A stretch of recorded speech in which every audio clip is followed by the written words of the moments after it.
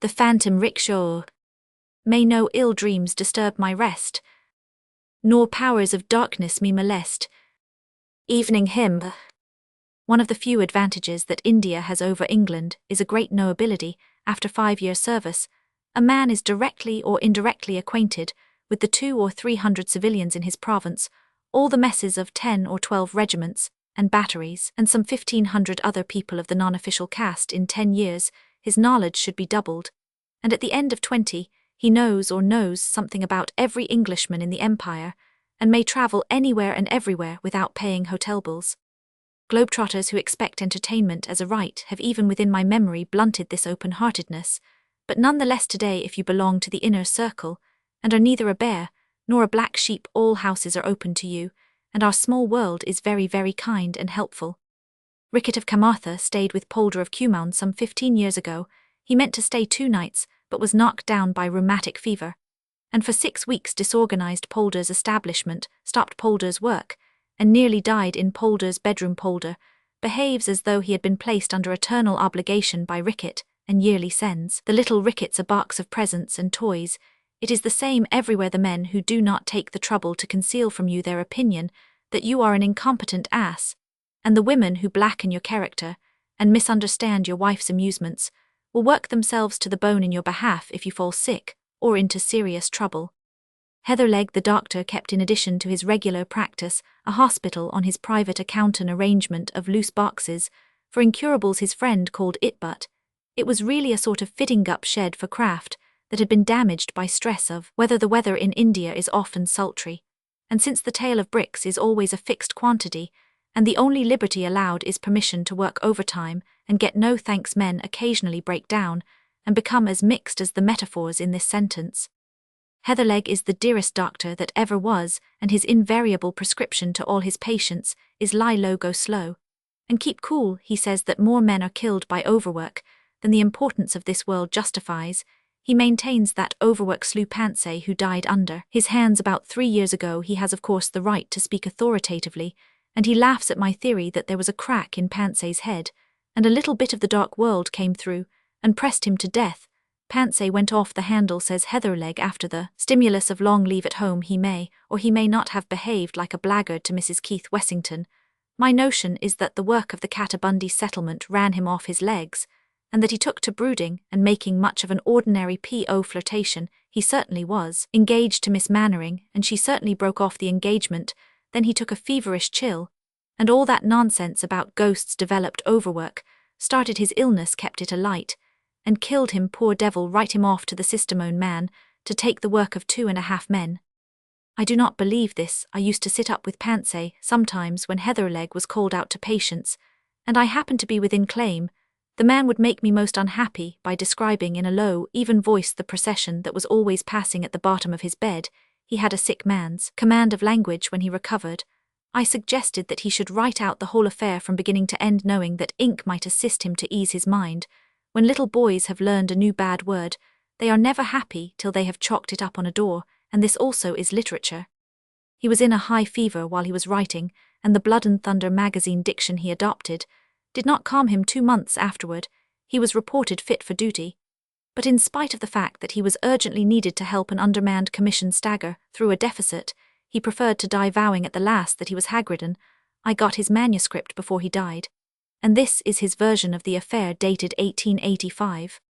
My doctor tells me that I need rest and change of air. It is not improbable that I shall get both ere long rest, that neither the red-coated messenger nor the midday gun can break, and change of air far beyond that which any homeward-bound steamer can give me. In the meantime, I am resolved to stay where I am, and in flat defiance of my doctor's orders to take all the world into my confidence. You shall learn for yourselves the precise nature of my malady, and shall too judge for yourselves whether any man born of woman on this weary earth was ever so tormented as Roman one speaking now, as a condemned criminal might speak ere the drop bolts are drawn. My story, wild and hideously improbable as it may appear, demands at least attention that it will ever receive credence. I utterly disbelieve. 2 months ago, I should have scouted as mad or drunk the man who had dared tell me the like. 2 months ago, I was the happiest man in India. Today, from Peshawar to the sea, there is no one more wretched. My doctor and I are the only 2 who know this. His explanation is that my digestion and eyesight are all slightly affected. giving rise to my frequent and persistent delusions. Indeed, I call him a fool, but he attends me still with the same unwearied smile, the same bland professional manner, the same neatly trimmed red whiskers, till I begin to suspect that I am an ungrateful, evil-tempered invalid, but you shall judge for yourselves. 3 years ago it was my fortunami great misfortunito sail from Gravesend to Bombay, on return from long leave with one Agnes Keith Wessington, wife of an officer on the Bombay side.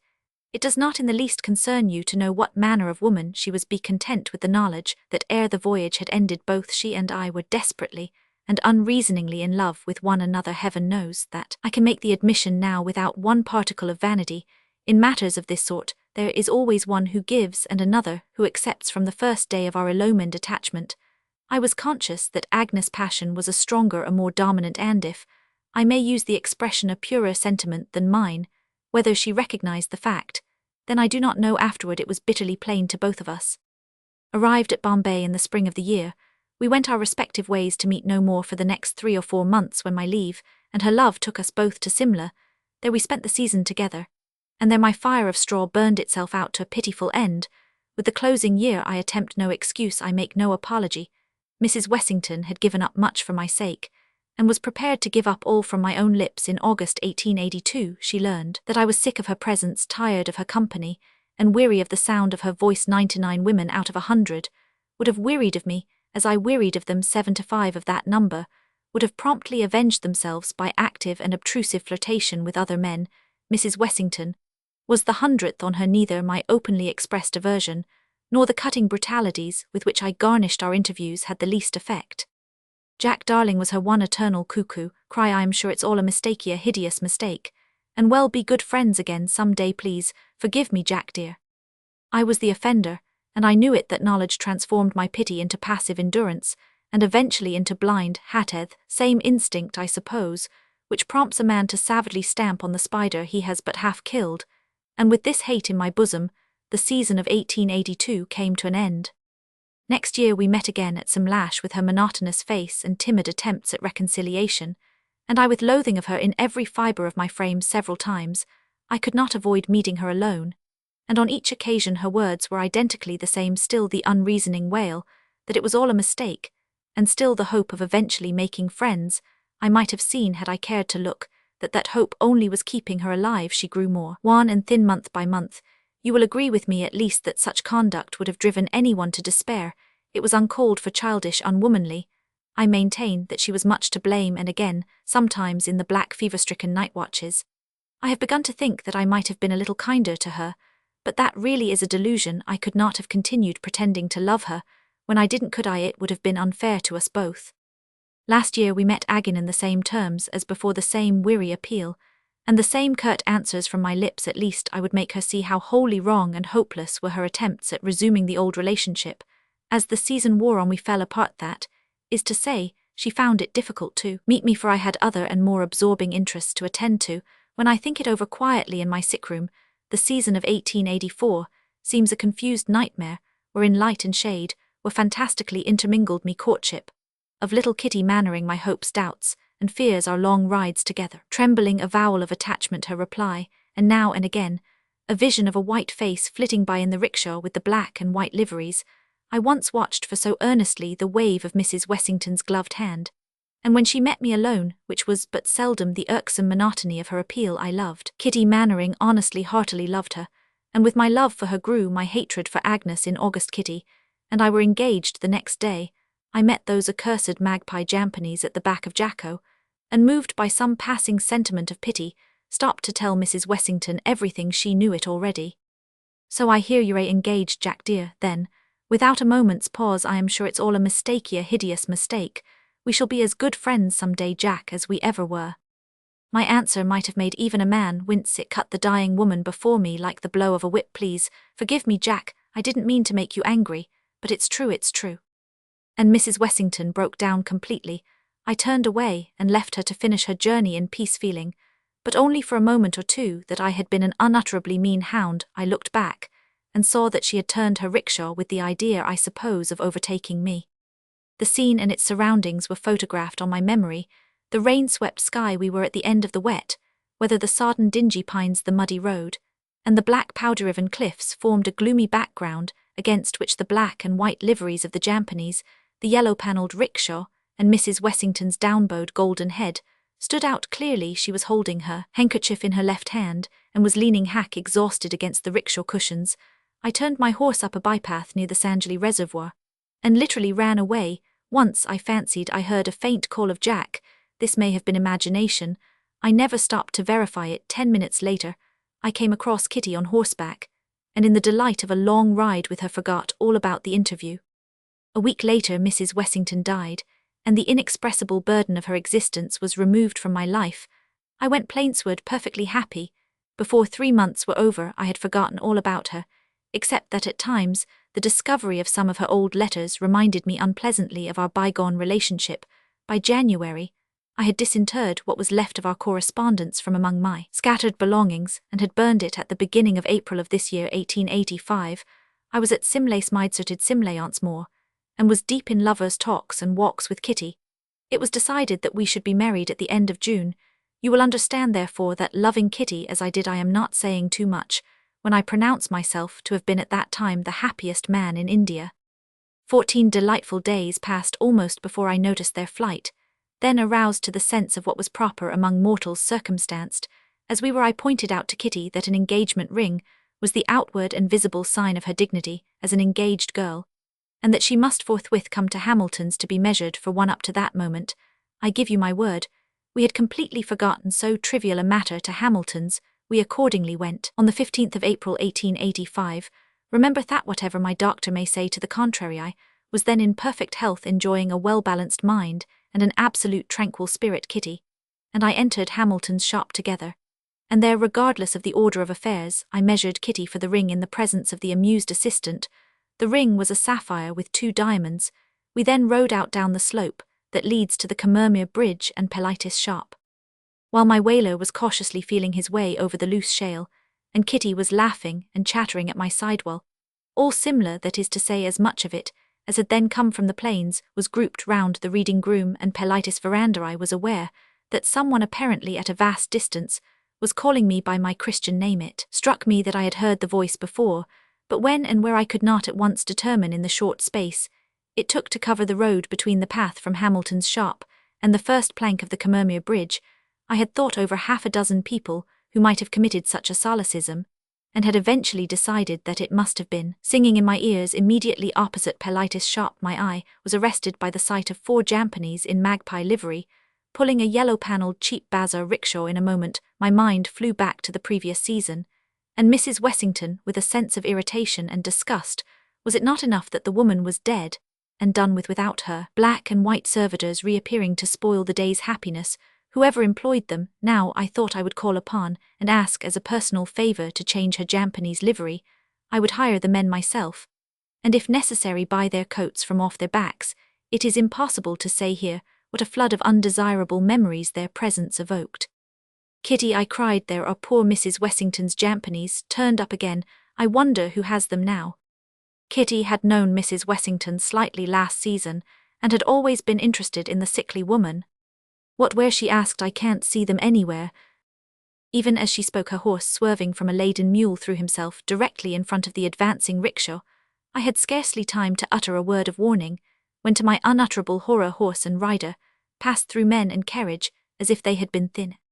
What's the matter? Cried Kitty. What made you call out so foolishly, Jack? If I am engaged, I don't want all creation to know about it. There was lots of space between the mule and the veranda, and if you think I can't ride there. Whereupon wilful Kitty set off, her dainty little head in the air, at a hand gallop, in the direction of the bandstand, fully expecting, as she herself afterward told me, that I should follow her. What was the matter? Nothing indeed, either that I was mad or drunk, or that Simla was haunted with devils. I reined in my impatient cob, and turned round. The rickshaw had turned too, and now stood immediately facing me near the left railing of the Commermere Bridge. Jack, Jack, darling, there was no mistake about the words. This time they rang through my brain, as if they had been shouted in my ear. It's some hideous mistake, I am sure. Please forgive me, Jack, and let's be friends again. The rickshaw hood had fallen back, and inside, as I hope and pray daily for the death I dread by night, sat Mrs. Keith Wessington, handkerchief in hand, and golden head bowed on her breast. How long I stared motionless, I do not know. Finally, I was aroused by my Sais taking the whaler's bridle, and asking whether I was Roman 99 from the horrible to the commonplace. Is but a step. I tumbled off my horse, and dashed half fainting into Politis for a glass of cherry brandy. There 2 or 3 couples were gathered round the coffee tables discussing the gossip of the day.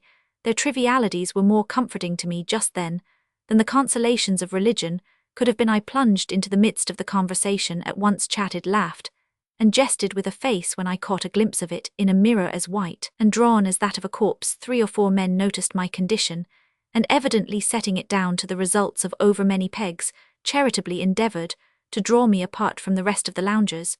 But I refused to be led away.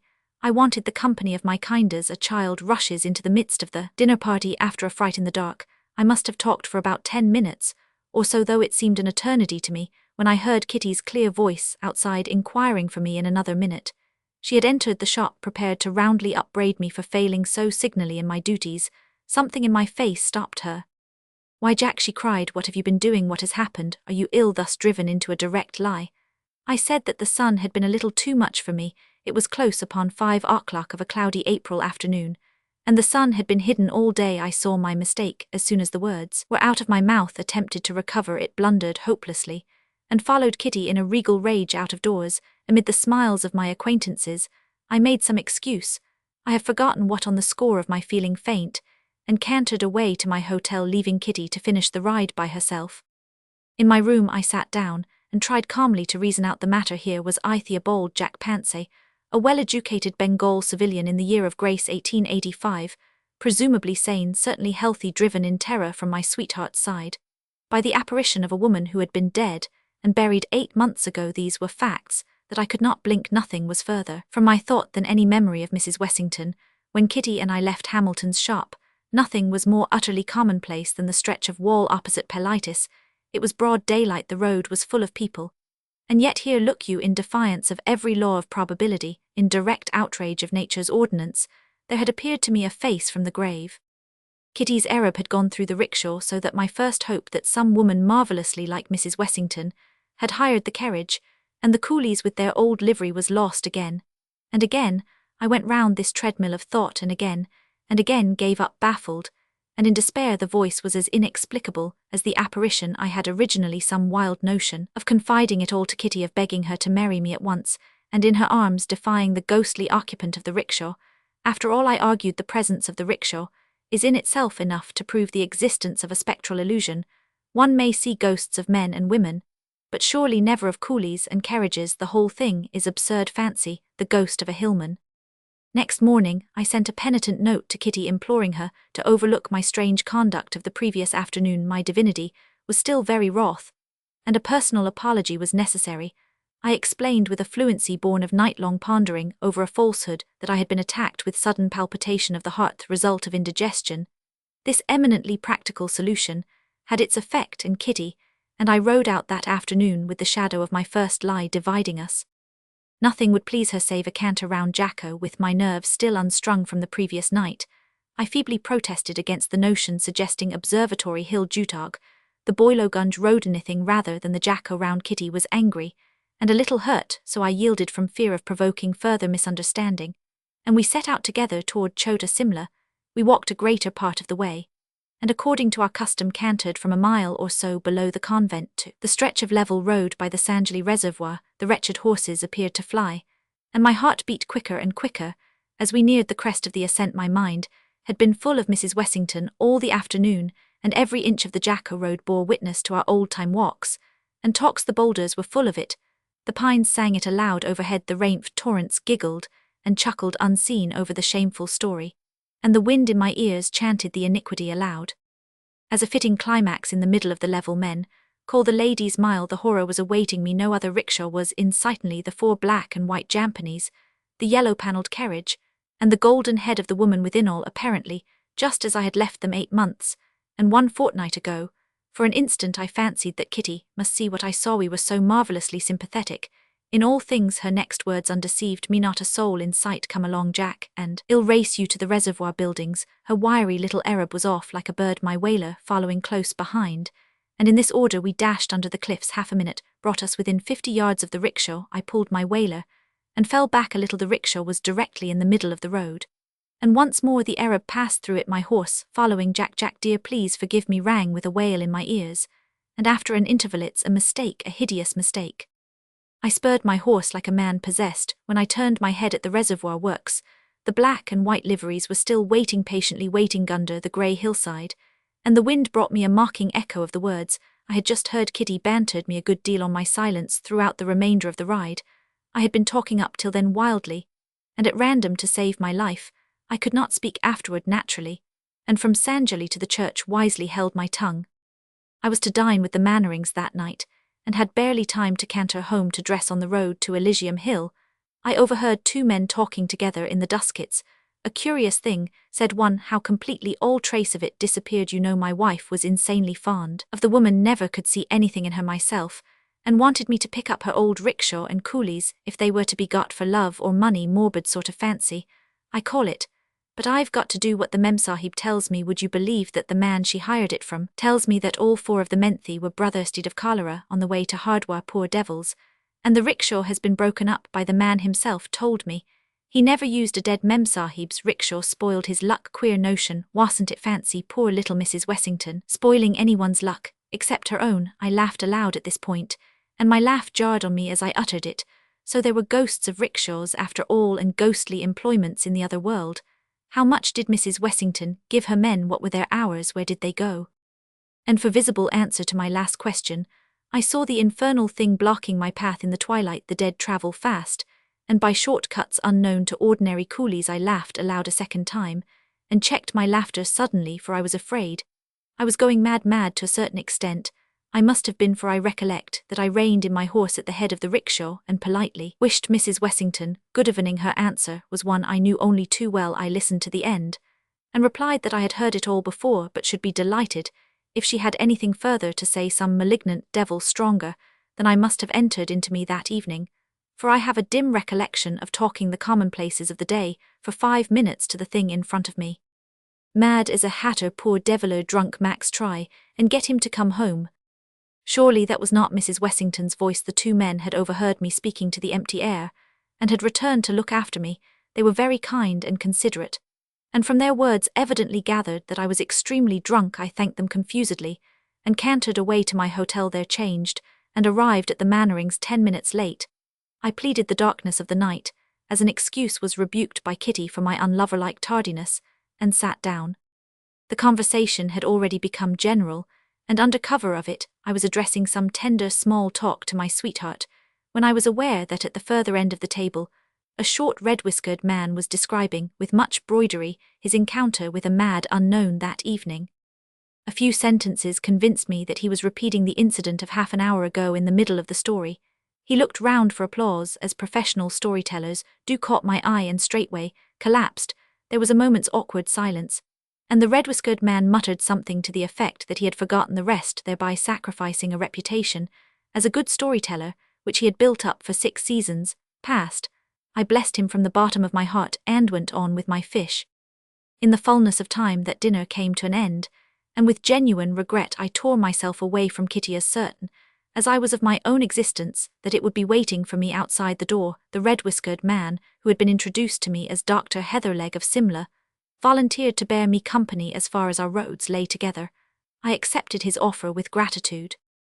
My instinct had not deceived me. It lay in readiness in the mall, and in what seemed devilish mockery of our ways, with a lighted headlamp, the red-whiskered man went to the point at once in a manner that showed he had been thinking over it all dinner time. I say, Pansy, what the deuce was the matter with you this evening on the Elysium Road? The suddenness of the question wrenched an answer from me before I was aware. That, said I, pointing to it, that may be either Roman 500 tea, or eyes, for aught I know. Now you don't liquor. I saw as much at dinner, so it can't be Roman 500 tea. There's nothing whatever where you're pointing, though you're sweating and trembling with fright, like a scared pony. Therefore I conclude that it's eyes, and I ought to understand all about them. Come along home with me. I am on the Blessington Lower Road. To my intense delight, the rickshaw, instead of waiting for us, kept about 20 yards ahead, and this too, whether we walked, trotted, or cantered in the course of that long night ride, I had told my companion almost as much as I have told you here. Well, you've spoiled one of the best tales I've ever laid tongue to, said he, but ill forgive you for the sake of what you've gone through. Now come home, and do what I tell you, and when I've cured you, young man, let this be a lesson to you to steer clear of women and indigestible food till the day of your death." The rickshaw kept steady in front, and my red-whiskered friend seemed to derive great pleasure from my account of its exact whereabouts. Eyes, pansiol, eyes, brain, and stomach, and the greatest of these three is stomach. You've too much conceited brain, too little stomach, and thoroughly unhealthy eyes. Get your stomach straight, and the rest follows, and all that's French for a liver pill. Ill take sole medical charge of you from this hour, for you're too interesting a phenomenon to be passed over. By this time we were deep in the shadow of the Blessington Lower Road, and the rickshaw came to a dead stop under a pine-clad overhanging shale cliff. Instinctively, I halted too, giving my reason. Heatherleg rapped out an oath. "Now if you think I'm going to spend a cold night on the hillside, for the sake of a stomachcum braincum, I illusion, Lord ha' mercy, what's that?" There was a muffled report, a blinding smother of dust just in front of us, a crack, the noise of rent boughs, and about 10 yards of the cliffside pine's undergrowth, and all slid down into the road below, completely blocking it up. The uprooted trees swayed and tottered for a moment like drunken giants in the gloom, and then fell prone among their fellows with a thunderous crash. Our 2 horses stood motionless and sweating with fear. As soon as the rattle of falling earth and stone had subsided, my companion muttered, "Man, if we'd gone forward, we should have been 10 feet deep in our graves by now. There are more things in heaven and earth. Come home, Pansy, and thank God I want a peg badly." We retraced our way over the church ridge, and I arrived at Dr. Heatherleg's house shortly after midnight. His attempts toward my cure commenced almost immediately, and for a week I never left his sight. Many a time in the course of that week did I bless the good fortune which had thrown me in contact with Simla's best and kindest doctor. Day by day, my spirits grew lighter and more equable. Day by day, too, I became more and more inclined to fall in with Heatherleg's spectral illusion theory, implicating eyes, brain, and stomach. I wrote to Kitty telling her that a slight sprain caused by a fall from my horse kept me indoors for a few days, and that I should be recovered before she had time to regret my absence. Heatherleg's treatment was simple to a degree. It consisted of liver pills, cold water baths, and strong exercise, taken in the dusk or at early dawn, for, as he sagely observed, a man with a sprained ankle doesn't walk a dozen miles a day, and your young woman might be wondering if she saw you. At the end of the week, after much examination of pupil and pulse and strict injunctions as to diet and pedestrianism, Heatherleg dismissed me as brusquely as he had taken charge of me. "Here is his parting benediction, man. I can certify to your mental cure. And that's as much as to say I've cured most of your bodily ailments. Now get your traps out of this as soon as you can and be off to make love to Miss Kitty." I was endeavoring to express my thanks for his kindness. He cut me short. "Don't think I did this because I like you. I gather that you've behaved like a blackguard all through, but all the same you're a phenomenon. And as queer a phenomenon as you are a blackguard. Not checking me a second time, not a rupee. Please go out and see if you can find the ice, brain, and stomach business again. I'll give you a lock for each time you see it."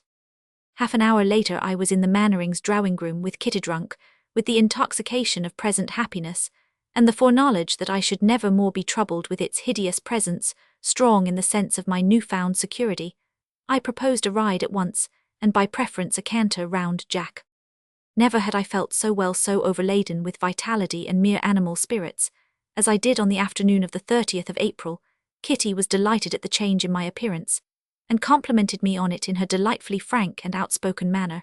We left the Mannerings' house together, laughing and talking, and cantered along the Chota, similar road as of old. I was in haste to reach the Sanjali reservoir, and there make my assurance doubly sure. The horses did their best, but seemed all too slow to my impatient mind. Kitty was astonished at my boisterousness. "Why, Jack," she cried at last, "you are behaving like a child. What are you doing?" We were just below the convent, and from sheer wantonness I was making my whaler plunge and curvet across the road as I tickled it with the loop of my riding whip. "Doing?" I answered. "Nothing, dear, that's just it. If you'd been doing nothing for a week, except lie up, you'd be as riotous as Roman one, singing and murmuring in your feastful mirth, joying to feel yourself alive. Lord over nature, lord of the visible earth, lord of the senses 5. My quotation was hardly out of my lips before we had rounded the corner above the convent, and a few yards further on could see across to Sanjali. In the centre of the level road stood the black and white liveries, the yellow-panelled rickshaw and Mrs. Keith Wessington. I pulled up, looked, rubbed my eyes, and I believe must have said something. The next thing I knew was that I was lying face downward on the road with Kitty kneeling above me in tears. "Has it gone, child?" I gasped. Kitty only wept more bitterly. "Has what gone, Jack dear? What does it all mean? There must be a mistake somewhere. Jack, a hideous mistake." Her last words brought me to my feet, madraving for the time being. "Yes, there is a mistake somewhere," I repeated. "A hideous mistake. Come and look at it." I have an indistinct idea that I dragged Kitty by the wrist along the road up to where it stood, and implored her for pity's sake to speak to it, to tell it that we were betrothed, that neither death nor hell could break the tie between us, and Kitty only knows how much more to the same effect now. And again I appealed passionately to the terror in the rickshaw to bear witness to all I had said, and to release me from a torture that was killing me. As I talked, I suppose I must have told Kitty of my old relations with Mrs. Wessington, for I saw her listen intently with white face and blazing eyes.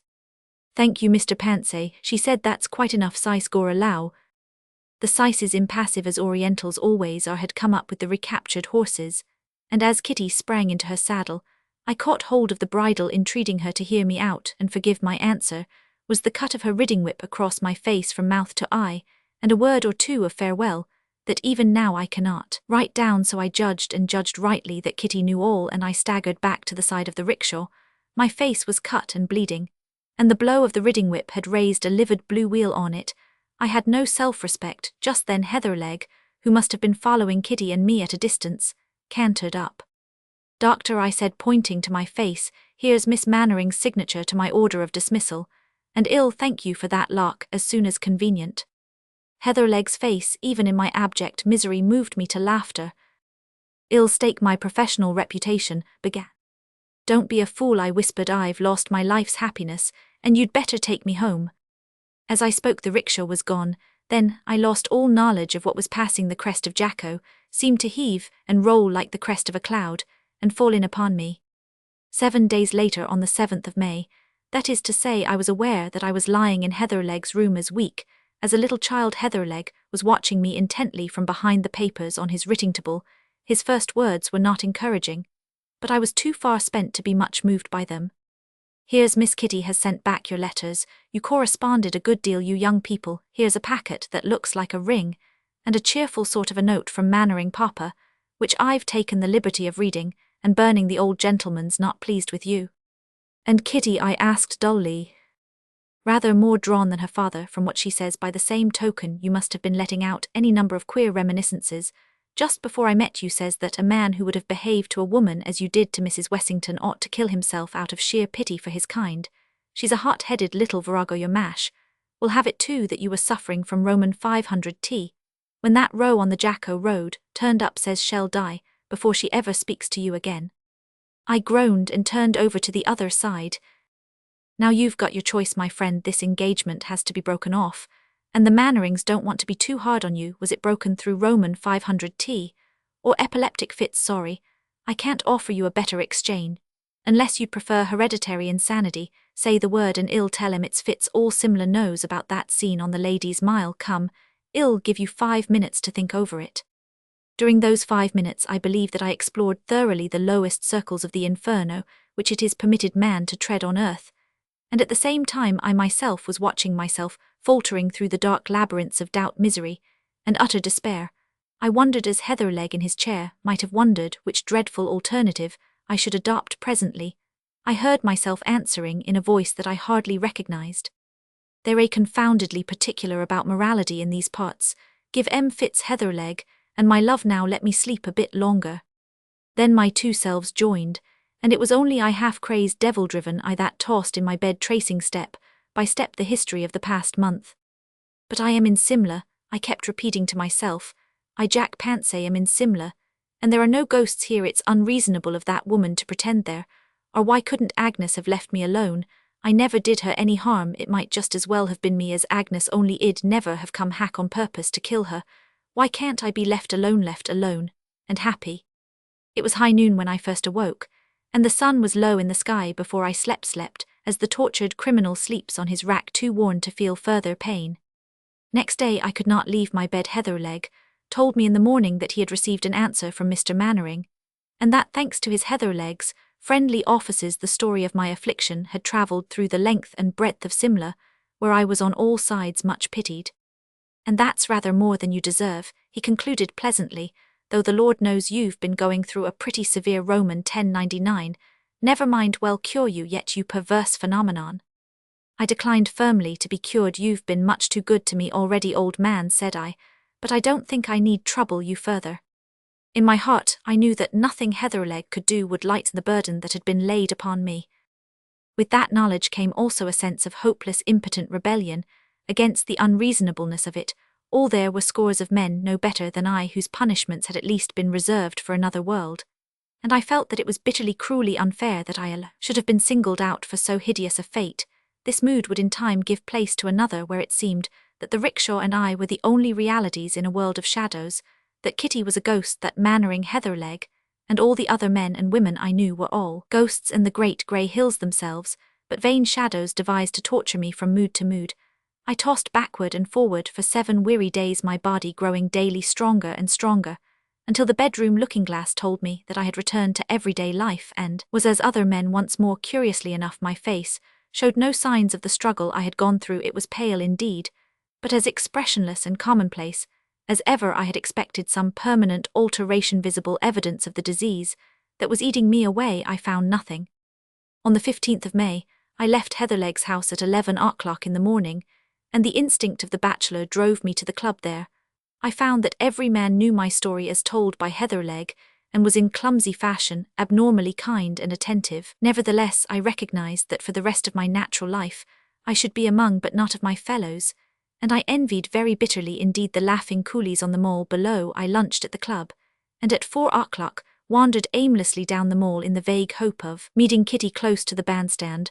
The black and white liveries joined me, and I heard Mrs. Wessington's old appeal at my side. I had been expecting this ever since I came out, and was only surprised at her delay. The phantom rickshaw and I went side by side along the Chota Simla road in silence close to the bazaar. Kitty and a man on horseback overtook and passed us. For any sign she gave I might have been a dog in the road. She did not even pay me the compliment of quickening her pace, though the rainy afternoon had served for an excuse. So Kitty and her companion, and I and my ghostly light o' love, crept round Jacko. In couples the road was streaming with water, the pines dripped like roof pipes on the rocks below, and the air was full of fine driving rain. 2 or 3 times I found myself saying to myself, almost aloud, I am Jack Pantsay on leave at Simla, everyday ordinary Simla. I mustn't forget that. I mustn't forget that. Then I would try to recollect some of the gossip I had heard at the club, the prices of sowned sauce, horse, anything, in fact, that related to the workaday Anglo-Indian world. I knew so well I even repeated the multiplication table rapidly to myself, to make quite sure that I was not taking leave of my senses. It gave me much comfort, and must have prevented my hearing Mrs. Wessington for a time. Once more I wearily climbed the convent slope, and entered the level road. Here Kitty and the man started off at a canter, and I was left alone with Mrs. Wessington. Agnes, said I, will you put back your hood, and tell me what it all means? The hood dropped noiselessly, and I was face to face with my dead and buried mistress. She was wearing the dress in which I had last seen her alive, carried the same tiny handkerchief in her right hand, and the same card case in her left. A woman 8 months dead with a card case. I had to pin myself down to the multiplication table, and to set both hands on the stone parapet of the road to assure myself that that at least was real. Agnes, I repeated, for pity's sake, tell me what it all means. Mrs. Wessington leaned forward with that odd, quick turn of the head I used to know so well, and spoke. If my story had not already so madly overleaped the bounds of all human belief, I should apologize to you now, as I know that no one, no, not even Kitty, for whom it is written as some sort of justification of my conduct, will believe me. I will go on. Mrs. Wessington spoke, and I walked with her from the Sanjali road to the turning below the Commander-in-Chief's house, as I might walk by the side of any living woman's rickshaw, deep in conversation. The second and most tormenting of my moods of sickness had suddenly laid hold upon me, and like the prince in Tennyson's poem, I seemed to move amid a world of ghosts. There had been a garden party at the Commander-in-Chief's, and we too joined the crowd of homeward-bound folk. As I saw them then, it seemed that they were the shadow-simpalpable fantastic shadows that divided from Mrs. Wessington's rickshaw to pass through what we said during the course of that weird interview. I cannot, indeed I dare not tell. Heatherleg's comment would have been a short laugh and a remark that I had been mashing a brain-yan stomach chimera. It was a ghastly, and yet in some indefinable way a marvellously dear experience. Could it be possible, I wondered, that I was in this life to woo a second time the woman I had killed by my own neglect and cruelty? I met Kitty on the homeward road, a shadow among shadows. If I were to describe all the incidents of the next fortnight in their order, my story would never come to an end, and your patience would be exhausted morning after morning and evening after evening. The ghostly rickshaw and I used to wander through Simla together. Wherever I went there, the 4 black and white liveries followed me and bore me company, to and from my hotel at the theatre. I found them amid the crowd or yelling Japanese outside the club veranda, long evening of whist at the birthday ball, waiting patiently for my reappearance, and in broad daylight, when I went calling save that it cast no shadow. The rickshaw was in every respect as real to look upon, as one of wood and iron. More than once indeed I have had to check myself from warning some hard-riding friend against cantering over it. More than once I have walked down the Mall deep in conversation with Mrs. Wessington, to the unspeakable amazement of the passers-by. Before I had been out and about a week, I learned that the fit theory had been discarded in favor of insanity. However, I made no change in my mode of life. I called road, and dined out as freely as ever. I had a passion for the society of my kind which I had never felt before. I hungered to be among the realities of life, and at the same time I felt vaguely unhappy when I had been separated too long from my ghostly companion. It would be almost impossible to describe my varying moods from the 15th of May up to today. The presence of the rickshaw filled me by turns with horror, blind fear, a dim sort of pleasure, and utter despair. I dared not leave Simla, and I knew that my stay there was killing me. I knew, moreover, that it was my destiny to die slowly, and a little every day. My only anxiety was to get the penance over as quietly as might be. Alternately I hungered for a sight of Kitty, and watched her outrageous flirtations with my successor. To speak more accurately, my successors with amused interest.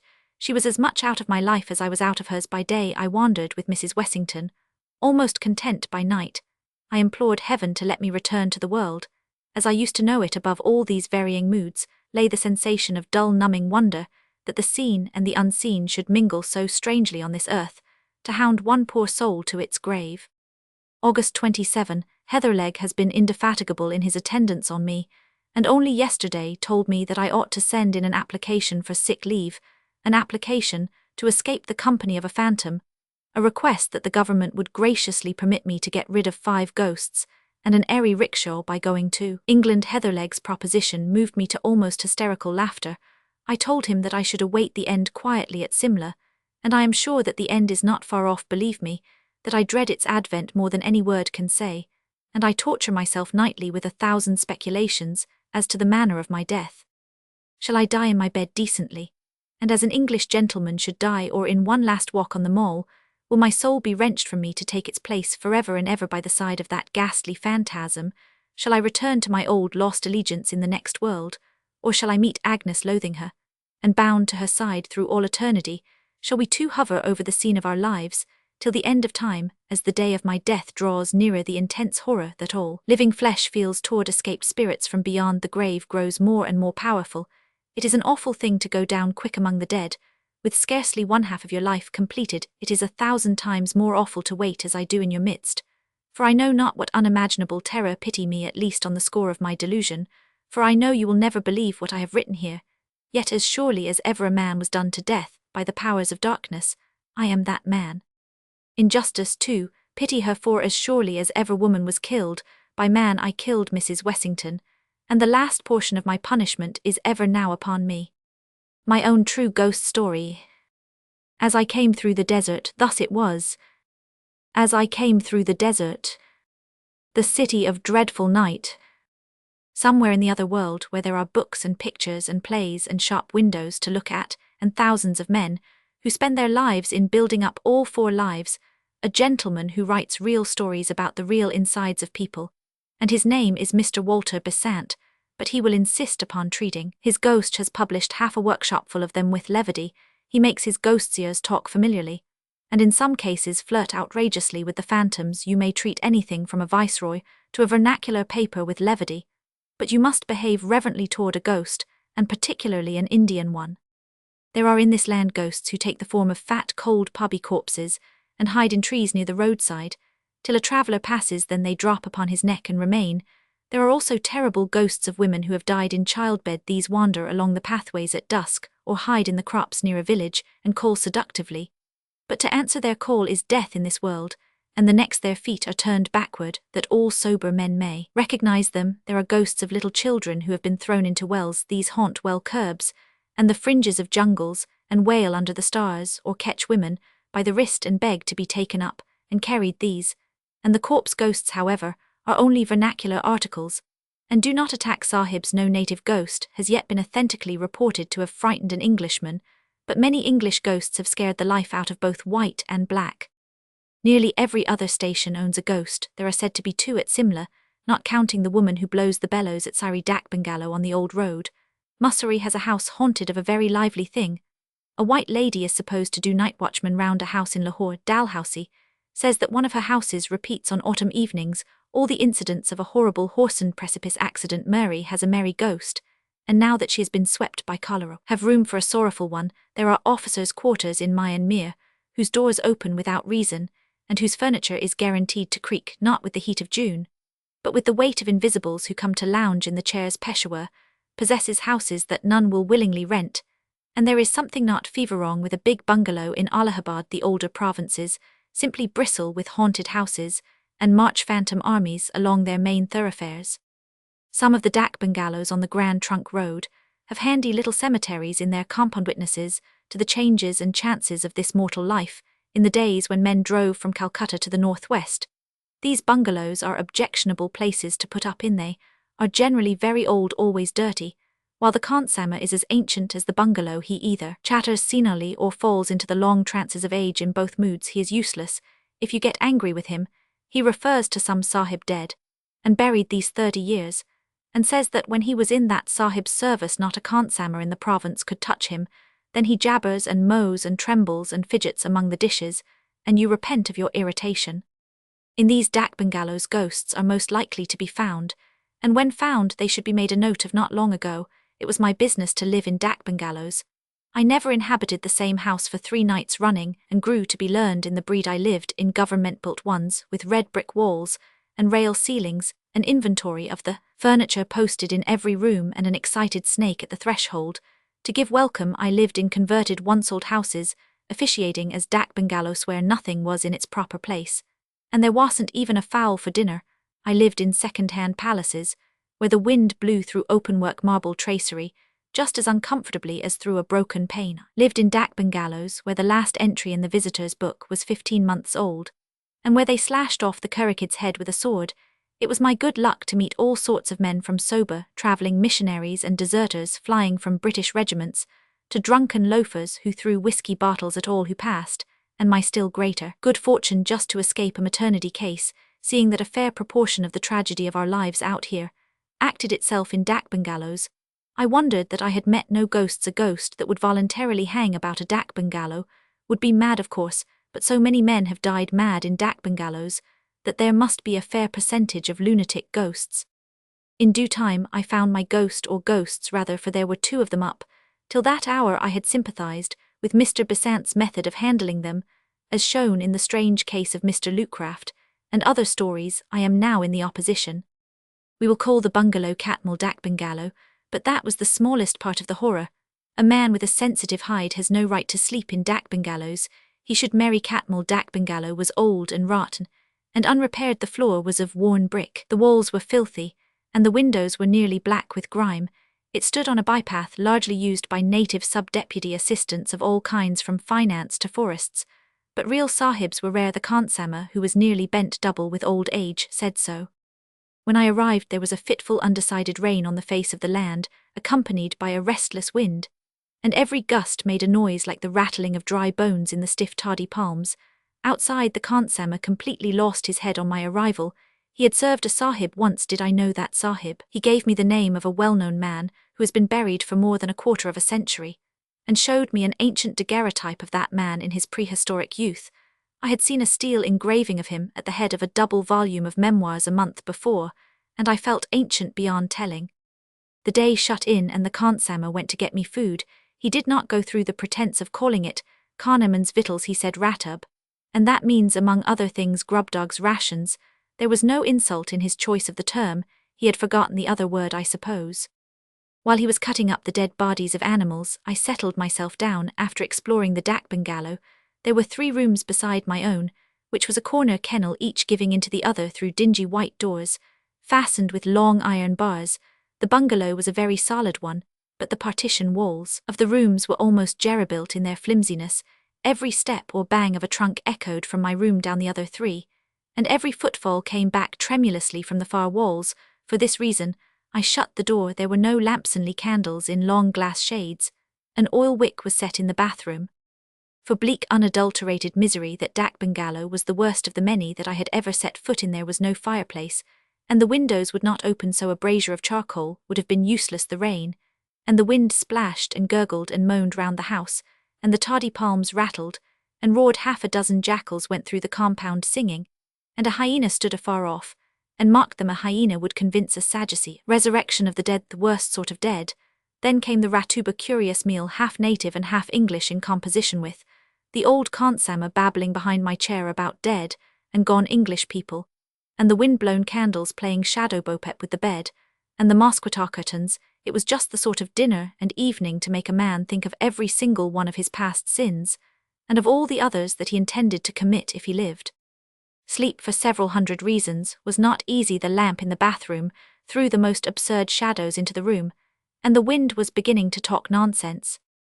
Just when the reasons were drowsy with blood-sucking, I heard the regular letterstaken tivihimuva grunt of doula-bearers in the compound. First one dooley came in, then a second, and then a third. I heard the doolies dumped on the ground, and the shutter in front of my door shook. That's someone trying to come in, I said, but no one spoke, and I persuaded myself that it was the gusty wind. The shutter of the room next to mine was attacked, flung back, and the inner door opened. That's some sub-deputy assistant, I said, and he has brought his friends with him. Now they'll talk and spit and smoke for an hour.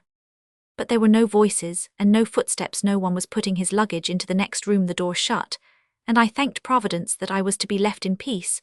But I was curious to know where the doolies had gone. I got out of bed and looked into the darkness.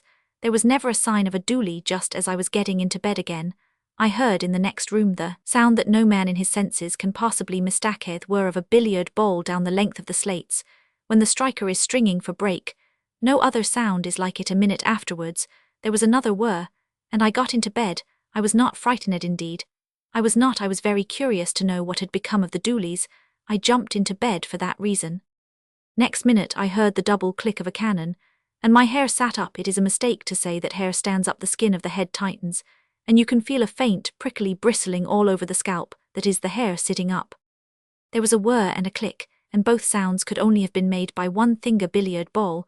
I argued the matter out at great length with myself, and the more I argued the less probable it seemed that one bed, one table, and two chairs, all the furniture of the room next to mine, could so exactly duplicate the sounds of a game of billiards. After another cannon, a three-cushion one to judge by the where I argued no more. I had found my ghost, and would have given worlds to have escaped from that dak bungalow. I listened, and with each listen the game grew clearer. There was whir on whir and click on click. Sometimes there was a double click, and a whir and another click. Beyond any sort of doubt, people were playing billiards in the next room, and the next room was not big enough to hold a billiard table.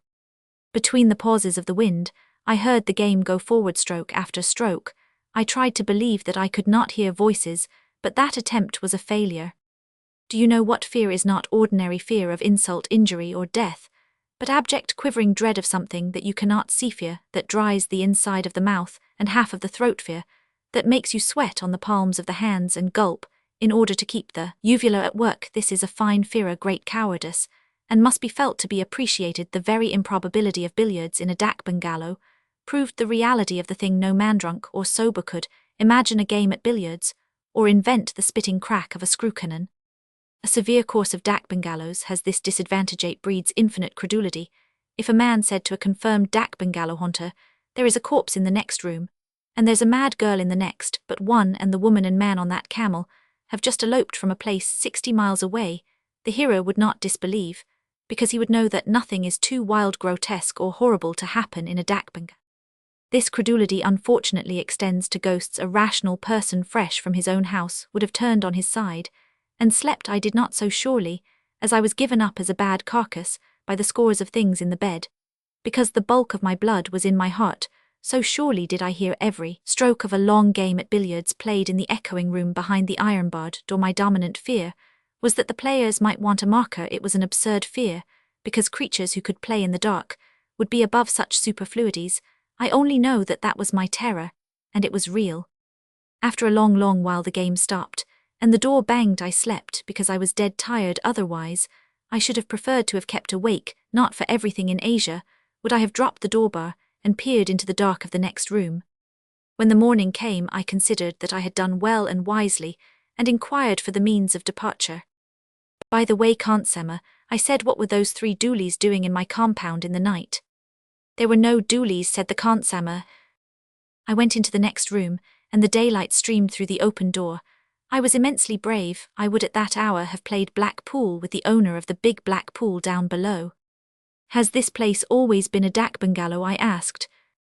No, said the Khansamah, 10 or 20 years ago. I have forgotten how long it was a billiard room. How much? A billiard room for the sahibs who built the railway. I was Khansamah, then in the big house where all the railway sahibs lived, and I used to come across with Brandishrab. These 3 rooms were all one, and they held a big table on which the sahibs played every evening, but the sahibs are all dead now, and the railway runs, you say, nearly to Kabul. Do you remember anything about the sahibs? It is long ago, but I remember that one sahib, a fat man, and always angry, was playing here one night, and he said to me, Mangal Khan Brandapani do, and I filled the glass, and he bent over the table to strike, and his head fell lower and lower till it hit the table and his spectacles came off, and when Weth sahibs and I myself ran to lift him, he was dead. I helped to carry him out. He was a strong sahib, but he is dead, and I, old Mangal Khan, am still living by your favour. That was more than enough. I had my ghost, a first-hand authenticated article. I would write to the Society for Psychical Research. I would paralyse the empire with the news. But I would first of all put 80 miles of assessed crop land between myself and that dak bungalow before nightfall. The society might send their regular agent to investigate later on. I went into my own room and prepared to pack after noting down the facts of the case. As I smoked, I heard the game begin again with a miss in bulk, this time for the whir was a short one. The door was open, and I could see into the room. Click. That was a cannon. I entered the room without fear, for there was sunlight within, and a fresh breeze without. The unseen game was going on at a tremendous rate, and well it might when a restless little rat was running to and fro inside the dingy ceiling cloth, and a piece of loose window sash was making 50 breaks off the window bolt as it shook in the breeze. Impossible to mistake the sound of billiard balls, impossible to mistake the whir of a ball over the slate. But I was to be excused. Even when I shut my enlightened eyes, the sound was marvellously like that of a fast game. Entered angrily the faithful partner of my sorrows, Kadir Baksh. This bungalow is very bad and low-caste. No wonder the presence was disturbed, and is speckled. 3 sets of doula bearers came to the bungalow late last night, when I was sleeping outside, and said that it was their custom to rest in the rooms set apart for the English people. What honour has the Khansamah? They tried to enter, but I told them to go. No wonder if these Urias have been here that the presence is sorely spotted. It is shame and the work of a dirty man. Kadir Baksh did not say that he had taken from each gang 2 annas for rent in advance, and then beyond my earshot had beaten them with the big green umbrella, whose use I could never before divine, but Kadir Baksh has no notions of morality.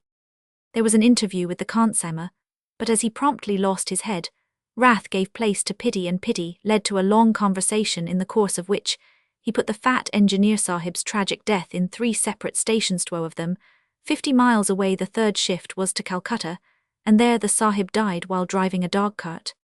If I had encouraged him, the Khansamah would have wandered all through Bengal with his corpse.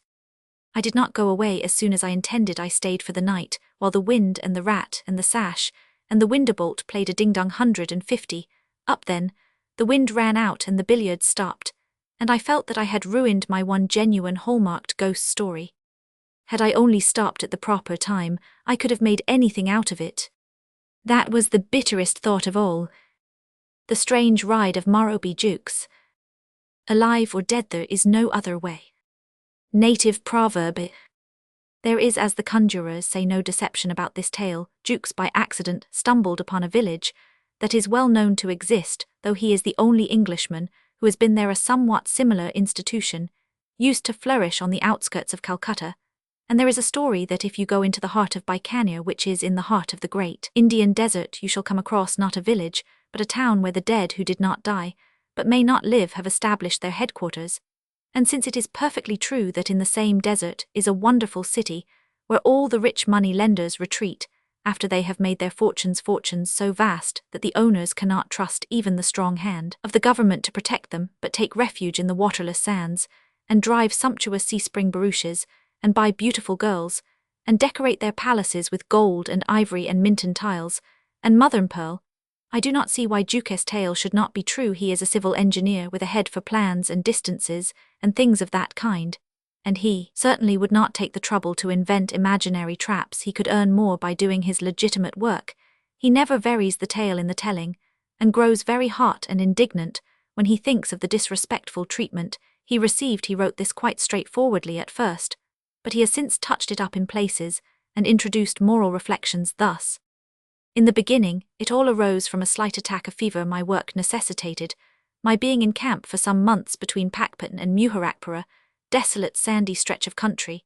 As every one who has had the misfortune to go there may know, my coolies were neither more nor less exasperating than other gangs, and my work demanded sufficient attention to keep me from moping, had I been inclined to so unmanly a weakness.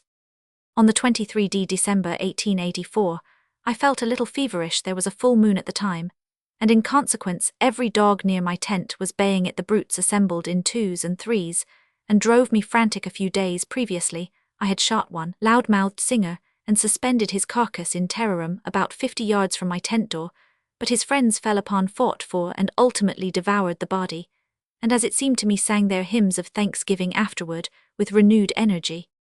The lightheartedness which accompanies fever acts differently on different men. My irritation gave way after a short time to a fixed determination to slaughter one huge black and white beast, who had been foremost in song and first in flight throughout the evening. Thanks to a shaking hand and a giddy head, I had already missed him twice with both barrels of my shotgun, when it struck me that my best plan would be to ride him down in the open and finish him off with a hog spear. This, of course, was merely the semi-delirious notion of a fever patient, but I remember that it struck me at the time as being eminently practical and feasible. I therefore ordered my groom to saddle Pornic and bring him round quietly to the rear of my tent. When the pony was ready, I stood at his head, prepared to mount and dash out as soon as the dog should again lift up his voice. Pornic, by the way, had not been out of his pickets for a couple of days. The night air was crisp and chilly, and I was armed with a specially long and sharp pair of persuaders, with which I had been rousing a sluggish cob that afternoon. You will easily believe, then, that, when he was let go, he went quickly in one moment, for the brute bolted as straight as a die. The tent was left far behind, and we were flying over the smooth sandy soil at racing speed. In another we had passed the wretched dog, and I had almost forgotten why it was that I had taken the horse and hog spear. The delirium of fever and the excitement of rapid motion through the air must have taken away the remnant of my senses. I have a faint recollection of standing upright in my stirrups, and of brandishing my hog spear at the great white moon that looked down so calmly on my mad gallop, and of shout-log challenges to the camel-thorn bushes.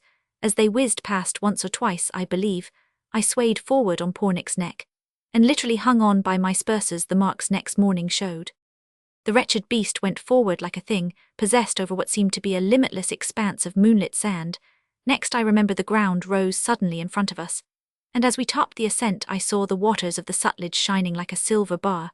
Below, then, Pornic blundered heavily on his nose, and we rolled together down some unseen slope. I must have lost consciousness, for when I recovered, I was lying on my stomach in a heap of soft white sand, and the dawn was beginning to break dimly over the edge of the slope, down which I had fallen. As the light grew stronger, I saw that I was at the bottom of a horseshoe-shaped crater of sand, opening on one side, directly onto the shoals of the Sutlej. My fever had altogether left me, and with the exception of a slight dizziness in the head, I felt had effects from the fall overnight. Pornic, who was standing a few yards away, was naturally a good deal exhausted, but had not hurt himself in the least. His saddle, a favourite polo one, was much knocked about, and had been twisted under his belly. It took me some time to put him to rights, and in the meantime I had ample opportunities of observing the spot into which I had so foolishly dropped. At the risk of being considered tedious, I must describe it at length, inasmuch as an accurate mental picture of its peculiarities will be of material assistance in enabling the reader to understand what follows. Imagine then, as I have said before, a horseshoe-shaped crater of sand, with steeply graded sand walls about 35 feet high. The slope, I fancy, must have been about 65 degrees. This crater enclosed a level piece of ground, about 50 yards long by 30 at its broadest part, with a crude well in the center round the bottom of the crater about 3 feet from the level of the ground proper, ran a series of 83 semicircular square and multilateral holes all about 3 feet at the mouth. Each hole on inspection showed that it was carefully shored internally with driftwood and bamboos, and over the mouth a wooden dripboard projected like the peak of a jockey's cap for 2 feet. No sign of life was visible in these tunnels, but a most sickening stench pervaded the entire amphitheatre, a stench fouler than any which my wanderings in Indian villages have introduced me to. Having remounted Pornic, who was as anxious as I to get back to camp, I rode round the base of the horseshoe to find some place whence an exit would be practicable. The inhabitants, whoever they might be, had not thought fit to put in an appearance, so I was left to my own devices. My first attempt to rush Pornic up the steep sandbanks showed me that I had fallen into a trap exactly on the same model as that which the antlion sets for its prey. At each step the shifting sand poured down from above in tons, and rattled on the dripboards of the holes like small shot. A couple of ineffectual charges sent us both rolling down to the bottom, half choked with the torrents of sand, and I was constrained to turn my attention to the riverbank. Here everything seemed easy enough. The sand hills ran down to the river edge, it is true, but there were plenty of shoals and shallows across which I could gallop Pornic and find my way back to terra firma by turning sharply to the right or left. As I led Pornic over the sands, I was startled by the faint pop of a rifle across the river, and at the same moment a bullet dropped with a sharp wit close to Pornic's head. There was no mistaking the nature of the Missilia regulation Martini. Henry Pickett. About 500 yards away, a contraboat was anchored in midstream, and a jet of smoke drifting away from its bows in the still morning air showed me whence the delicate attention had come. Was ever respectable gentleman in such an impasse? The treacherous sand slope allowed no escape from a spot which I had visited most involuntarily, and a promenade on the river frontage was the signal for a bombardment from some insane native in a boat. I am afraid that I lost my temper very much indeed.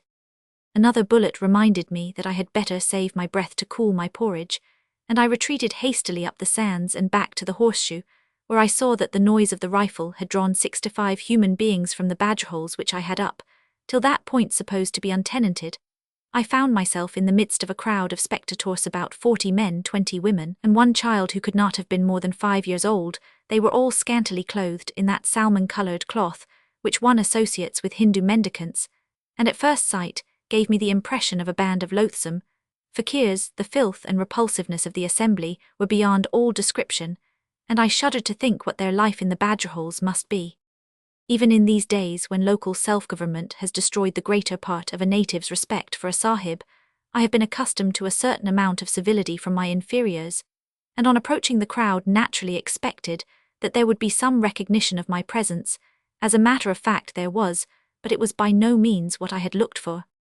The ragged crew actually laughed at me. Such laughter I hope I may never hear again. They cackled, yelled, whistled, and howled as I walked into their midst, some of them literally throwing themselves down on the ground in convulsions of unholy mirth. In a moment I had let go Pornic's head, and, irritated beyond expression at the morning's adventure, commenced cuffing those nearest to me with all the force I could. The wretches dropped under my blows like ninepins, and the laughter gave place to wails for mercy, while those yet untouched clasped me round the knees, imploring me in all sorts of uncouth tongues to spare them. In the tumult, and just when I was feeling very much ashamed of myself for having thus easily given way to my temper, a thin high voice murmured in English from behind my shoulder, "Sahib, Sahib, do you not know me, Sahib? It is Gunga Das, the telegraph master." I spun round quickly and faced the speaker. Gunga Das. I have of course no hesitation in mentioning the man's real name.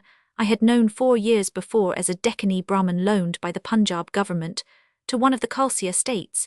He was in charge of a branch telegraph office there, and when I had last met him was a jovial, full-stomached, portly government servant with a marvellous capacity for making bad puns in Englisha peculiarity, which made me remember him long after I had forgotten his services to me in his official capacity. It is seldom that a Hindu makes English puns. Now, however, the man was changed beyond all recognition. Castemark, stomach, slate-coloured continuations, and unctuous speech were all gone. I looked at a withered skeleton, turbanless, and almost naked, with long matted hair and deep-set codfish eyes, but for a crescent-shaped scar on the left cheek, the result of an accident for which I was responsible.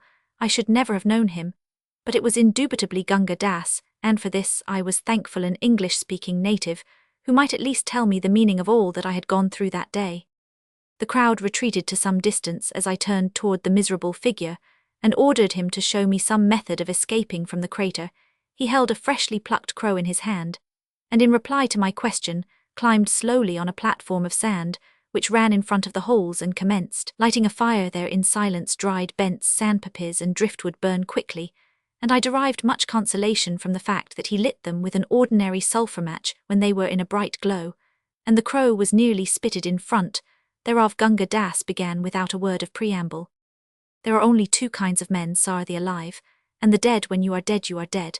But when you are alive, you live here. The crow demanded his attention for an instant as it twirled before the fire, in danger of being burned to a cinder if you die at home, and do not die when you come to the got to be burned. You come. The nature of the reeking village was made plain now, and all that I had known or read of the grotesque and the horrible paled before the fact just communicated by the ex-Brahmins 16 years ago, when I first landed in Bombay. I had been told by wandering Armenian of the existence, somewhere in India, of a place to which such Hindus as had the misfortune to recover from trance or catalepsy were conveyed and kept, and I recollect laughing heartily at what I was then pleased to consider a traveller's tale. Sitting at the bottom of the sand trap, the memory of Watson's Hotel with its swinging punkahs, white-robed attendants, and the sallow-faced Armenian rose up in my mind as vividly as a photograph, and I burst into a loud fit of laughter. The contrast was too absurd. Gunga Das, as he bent over the unclean bird, watched me curiously. Hindus seldom laugh, and his surroundings were not such as to move Gunga Das to any undue excess of hilarity. He removed the crow solemnly from the wooden spit, and as solemnly devoured it. Then he continued his story, which I give in his own words. In epidemics of the cholera, you are carried to be burned almost before you are dead. When you come to the riverside, the cold air perhaps makes you alive, and then, if you are only little alive, mud is put on your nose and mouth, and you die conclusively. If you are rather more alive, more mud is put. But if you are too lively, they let you go and take you away. I was too lively, and made protestation with anger against the indignities that they endeavoured to press upon me in those days. I was Brahmin and proud man, now I am dead man, and either he eyed the well-gnawed breastbone with the first sign of emotion that I had seen in him since we met. Crows and other things they took me from my sheets when they saw that I was too lively, and gave me medicines for 1 week, and I survived successfully.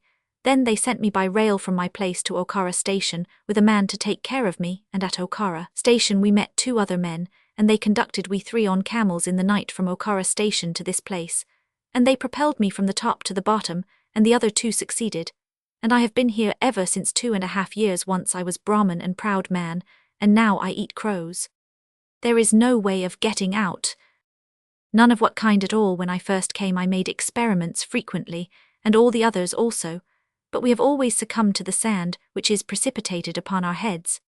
But surely, I broke in at this point, the riverfront is open, and it is worth while dodging the bullets, while at night I had already matured a rough plan of escape, which a natural instinct of selfishness forbade me sharing with Gunga Das. He however divined my unspoken thought, almost as soon as it was formed, and to my intense astonishment gave vent to a long low chuckle of derision laughter, be it understood of a superior, or at least of an equal. You will not had dropped the sir completely, after his opening sentence, make any escape that way, but you can try. I have tried once only. The sensation of nameless terror and abject fear, which I had in vain attempted to strive against, overmastered me completely. My long fast, it was now close upon 10 o'clock, and I had eaten nothing since tiffin on the previous day, combined with the violent and unnatural agitation of the ride, had exhausted me, and I verily believe that for a few minutes I acted as one mad. I hurled myself against the pitiless sandslope. I ran round the base of the crater, blaspheming and praying by turns. I crawled out among the sedges of the riverfront, only to be driven back each time in an agony of nervous dread by the rifle bullets, which cut up the sand round Meffer. I dared not face the death of a mad dog among that hideous crowd, and finally fell spent and raving at the curb of the well. No one had taken the slightest notion of an exhibition, which makes me blush hotly, even when I think of it now. 2 or 3 men trod on my panting body as they drew water, but they were evidently used to this sort of thing, and had no time to waste upon me. The situation was humiliating. Gunga Das, indeed, when he had banked the embers of his fire with sand, was at some pains to throw half a cupful of fetid water over my head, an attention for which I could have fallen on my knees and thanked him, but he was laughing all the while in the same mirthless, wheezy key that greeted me on my first attempt to force the shoals, and so in a semi-comatose condition I lay, till noon. Then, being only a man after all, I felt hungry and intimated as much to Gunga Das, whom I had begun to regard as my natural protector, following the impulse of the outer world. When dealing with natives, I put my hand into my pocket and drew out 4 annas. The absurdity of the gift struck me at once, and I was about to replace the money. Gunga Das, however, was of a different opinion. "Give me the money," said he, "all you have, or I will get help, and we will kill you all." This as if it were the most natural thing in the world. A Briton's first impulse, I believe, is to guard the contents of his pockets, but a moment's reflection convinced me of the futility of differing with the one man who had it in his power to make me comfortable, and with whose help it was possible that I might eventually escape from the crater. I gave him all the money in my possession, Rs 985, 9 rupees 8 annas, and 5 pifa. I always keep small change as bakshish when I am in camp. Gunga Das clutched the coins and hid them at once in his ragged loin cloth, his expression changing to something diabolical as he looked round to assure himself that no one had observed us. "Now I will give you something to eat," said he. What pleasure the possession of my money could have afforded him, I am unable to say, but inasmuch as it did give him evident delight, I was not sorry that I had parted with it so readily, for I had no doubt that he would have had me killed if I had refused. One does not protest against the vagaries of a den of wild beasts, and my companions were lower than any beasts, while I devoured what Gunga Das had provided, a coarse chapati and a cupful of the foul well water. The people showed not the faintest sign of curiosity, that curiosity which is so rampant as a rule in an Indian village. I could even fancy that they despised me. At all events, they treated me with the most chilling indifference, and Gunga Das was nearly as bad. I plied him with questions about the terrible village, and received extremely unsatisfactory answers. So far as I could gather, it had been in existence from time immemorial. Once I concluded that it was at least a century old, and during that time no one had ever been known to escape from it. I had to control myself here with both hands, lest the blind terror should lay hold of me a second time, and drive me raving round the crater. Gunga Das took a malicious pleasure in emphasizing this point, and in watching me wince. Nothing that I could do would induce him to tell me who the mysterious they were. "It is so ordered," he would reply, "and I do not yet know anyone who has disobeyed the orders." "Only wait till my servants find that I am missing," I retorted, "and I promise you that this place shall be cleared off the face of the earth, and I'll give you a lesson in civility too, my friend. Your servants would be torn in pieces before they came near this place, and besides, you are dead, my dear friend. It is not your fault, of course, but none the less you are dead and buried." At irregular intervals supplies of food, I was told, would drop down from the land side into the amphitheatre, and the inhabitants fought for them like wild beasts. When a man felt his death coming on, he retreated to his lair, and died there. The body was sometimes dragged out of the hole and thrown on to the sand, or allowed to rot where it lay. The phrase "thrown on to the sand" caught my attention, and I asked Gunga Das whether this sort of thing was not likely to breed a pestilence. "That," said he with another of his wheezy chuckles, "you may see for yourself. Subsequently, you will have much time to make observations." Whereat, to his great delight, I winced once more and hastily continued the conversation. "And how do you live here from day to day? What do you do?" The question elicited exactly the same answer as before, coupled with the information that this place is like your European heaven. There is neither marrying nor giving in marriage. Gunga Das had been educated at a mission school, and as he himself admitted, had he only changed his religion, like a wise man might have avoided the living grave, which was now his portion. But as long as I was with him, I fancy he was happy.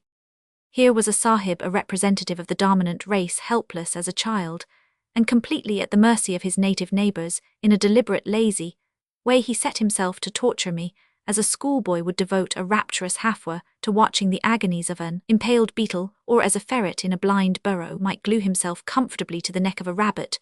The burden of his conversation was that there was no escape of no kind whatever, and that I should stay here till I died, and was thrown on to the sand if it were possible to forejudge the conversation of the damned on the advent of a new soul in their abode.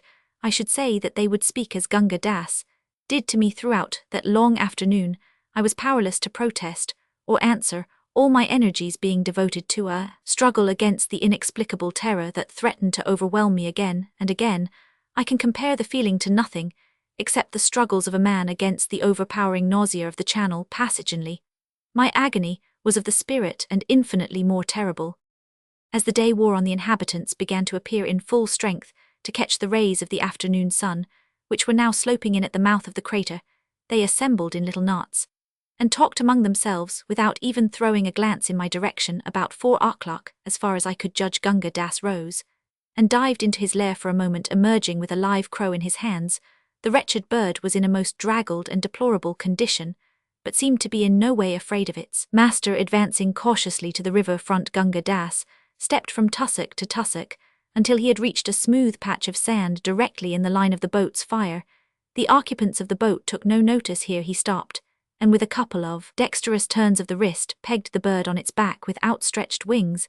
As was only natural, the crow began to shriek at once, and beat the air with its claws. In a few seconds, the clamour had attracted the attention of a bevy of wild crows on a shoal a few hundred yards away, where they were discussing something that looked like a corpse. Half a dozen crows flew over at once to see what was going on, and also, as it proved, to attack the pinioned bird. Gunga Das, who had lain down on a tussock, motioned to me to be quiet, though I fancy this was a needless precaution. In a moment, and before I could see how it happened, a wild crow who had grappled with the shrieking and helpless bird was entangled in the latter's claws, swiftly disengaged by Gunga Das and pegged down beside its companion. In adversity, curiosity, it seemed, overpowered the rest of the flock, and almost before Gunga Das and I had time to withdraw to the tussock, 2 more captives were struggling in the upturned claws of the decoys.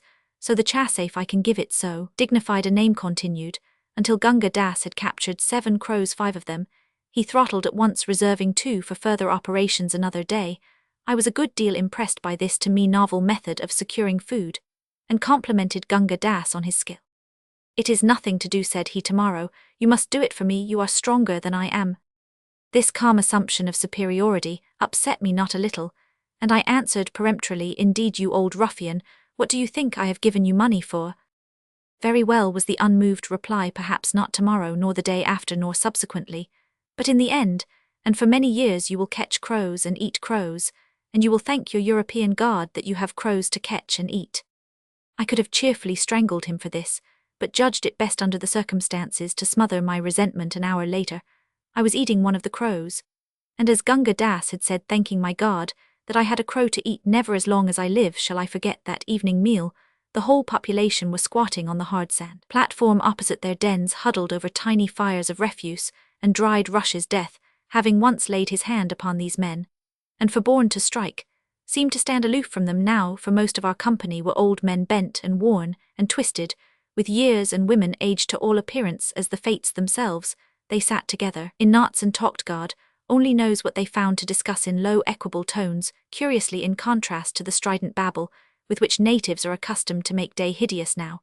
And then an access of that sudden fury which had possessed me in the morning would lay hold on a man or woman, and with yells and imprecations the sufferer would attack the steep slope, until, baffled and bleeding, he fell back on the platform, incapable of moving a limb. The others would never even raise their eyes when this happened, as men too well aware of the futility of their fellows' attempts, and wearied with their useless repetition.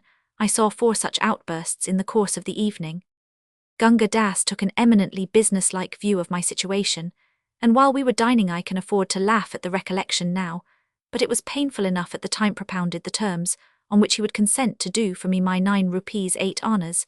He argued at the rate of 3 annas a day would provide me with food for 51 days, or about 7 weeks. That is to say, he would be willing to cater for me for that length of time. At the end of it, I was to look after myself for a further consideration. Vidlicet my booch would be willing to allow me to occupy the den next to his own, and would supply me with as much dried grass for bedding as he could spare.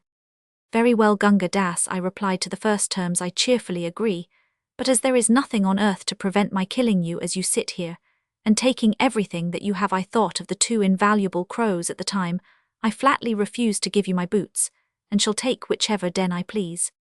The stroke was a bold one, and I was glad when I saw that it had succeeded. Gunga Das changed his tone immediately, and disavowed all intention of asking for my boots. At the time it did not strike me as at all strange that I, a civil engineer, a man of 13 years standing in the service, and I trust an average Englishman, should thus calmly threaten murder and violence against the man who had, for a consideration, it is true, taken me under his wing. I had left the world. It seemed for centuries, I was as certain then as I am now of my own existence, that, in the accursed settlement, there was no law save that of the strongest, that the living dead men had thrown behind them every canon of the world which had cast them out, and that I had to depend for my own life on my strength and vigilance.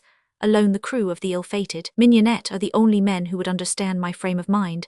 At present, I argued to myself, I am strong, and a match for 6 of these wretches.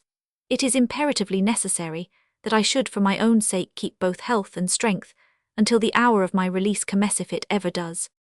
Fortified with these resolutions, I ate and drank as much as I could, and made Gunga Das understand that I intended to be his master, and that the least sign of insubordination on his part would be visited with the only punishment I had it in my power to inflict, sudden and violent death. Shortly after this, I went to bed, that is to say, Gunga Das gave me a double armful of dried bents, which I thrust down the mouth of the lair to the right of his, and followed myself feet foremost, the hole running about 9 feet into the sand, with a slight downward inclination, and being neatly shored with timbers from my den, which faced the riverfront. I was able to watch the waters of the Sutlej flowing past under the light of a young moon, and compose myself to sleep as best I might. The horrors of that night I shall never forget. My den was nearly as narrow as a coffin, and the sides had been worn smooth and greasy by the contact of innumerable naked bodies, added to which it smelled abominably. Sleep was altogether out of question to one in my excited frame of mind. As the night wore on, it seemed that the entire amphitheatre was filled with legions of unclean devils that, trooping up from the shoals below, marked the unfortunates in their lairs. Personally, I am not of an imaginative temperament. Very few engineers are, but on that occasion I was as completely prostrated with nervous terror as any woman. After half an hour or so, however, I was able once more to calmly review my chances of escape. Any exit by the steep sand walls was of course impracticable. I had been thoroughly convinced of this some time before. It was possible, just possible, that I might in the uncertain moonlight safely run the gauntlet of the rifle shots. The place was so full of terror for me that I was prepared to undergo any risk in leaving it. Imagine my delight, then, when after creeping stealthily to the riverfront, I found that the infernal boat was not there. My freedom lay before me in the next few steps. By walking out to the first shallow pool that lay at the foot of the projecting left horn of the horseshoe, I could wade across, turn the flank of the crater, and make my way inland without a moment's hesitation. I marched briskly past the tussocks where Gunga Das had snared the crows, and out in the direction of the smooth white sand. Beyond, my first step from the tufts of dried grass showed me how utterly futile was any hope of escape, for as I put my foot down, I felt an indescribable drawing, sucking motion of the sand below. Another moment, and my leg was swallowed up nearly to the knee. In the moonlight, the whole surface of the sand seemed to be shaken with devilish delight at my disappointment. I struggled clear, sweating with terror and exertion, back to the tussocks behind me, and fell on my face. My only means of escape from the semicircle was protected with a quicksand. How long I lay I have not the faintest idea, but I was roused at last by the malevolent chuckle of Gunga Das at my ear. I would advise you, protector of the poor, the ruffian was speaking English, to return to your house. It is unhealthy to lie down here. Moreover, when the boat returns, you will most certainly be rifled. He stood over me in the dim light of the dawn, chuckling and laughing to himself, suppressing my first impulse to catch the man by the neck and throw him on to the quicksand. I rose sullenly and followed him to the platform below the burrows. Suddenly and futilely, as I thought while I spoke, I asked Gunga Das, "What is the good of the boat if I can't get out anyhow?" I recollect that even in my deepest trouble I had been speculating vaguely on the waste of ammunition in guarding an already well-protected foreshore. Gunga Das laughed again, and made answer, "They have the boat only in daytime. It is for the reason that there is a way. I hope we shall have the pleasure of your company for much longer time. It is a pleasant spot, when you have been here some years, and eaten roast crow long enough." I staggered, numbed and helpless, toward the fetid burrow allotted to me, and fell asleep. An hour or so later, I was awakened by a piercing scream, the shrill, high-pitched scream of a horse in pain. Those who have once heard that will never forget the sound. I found some little difficulty in scrambling out of the burrow. When I was in the open, I saw Pornic, my poor old Pornic, lying dead on the sandy soil. How they had killed him, I cannot guess. Gunga Das explained that horse was better than crow, and greatest good of greatest number is political maxim. We are now Republic, Mr. Jukes, and you are entitled to a fair share of the beast. If you like, we will pass a vote of thanks. Shall I propose? Yes, we were a republic, indeed a republic of wild beasts, penned at the bottom of a pit, to eat and fight and sleep.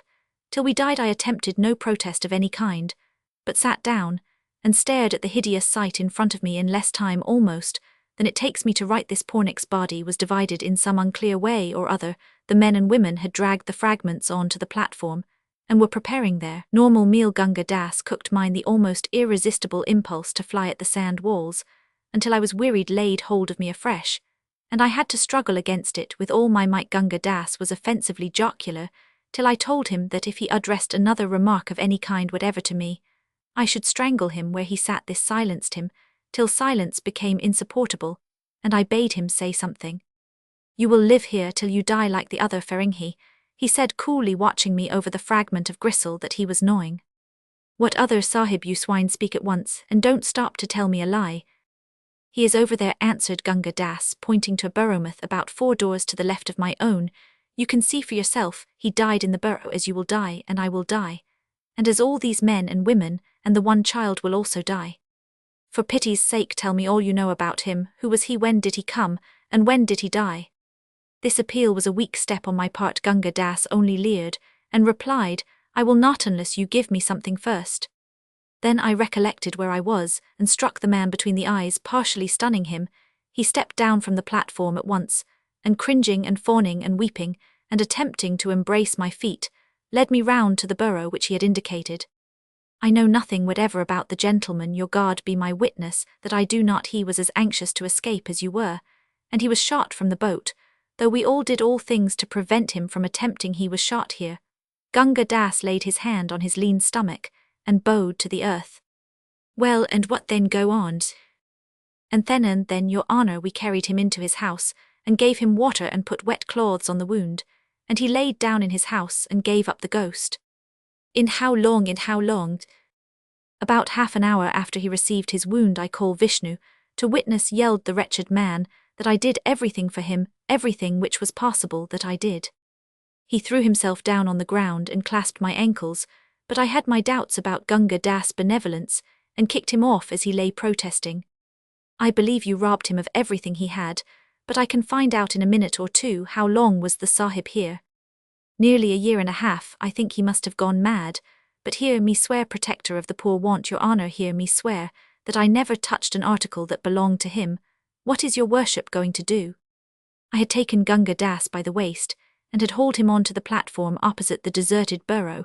As I did so, I thought of my wretched fellow prisoner's unspeakable misery among all these horrors for 18 months, and the final agony of dying like a rat in a hole with a bullet wound in the stomach. Gunga Das fancied I was going to kill him, and howled pitifully. The rest of the population, in the plethora that follows a full-flesh meal, watched us without stirring.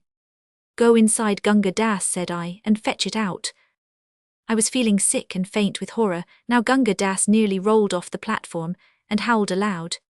"But I am Brahman, Sahib, a high-caste Brahman, by your soul, by your father's soul. Do not make me do this thing." "Brahman or no Brahman, by my soul and my father's soul, in you go," I said, and seizing him by the shoulders, I crammed his head into the mouth of the burrow, kicked the rest of him in, and sitting down covered my face with my hands. At the end of a few minutes I heard a rustle and a creak, then Gunga Das in a sobbing, choking whisper, speaking to himself, then a soft thud, and I uncovered my eyes.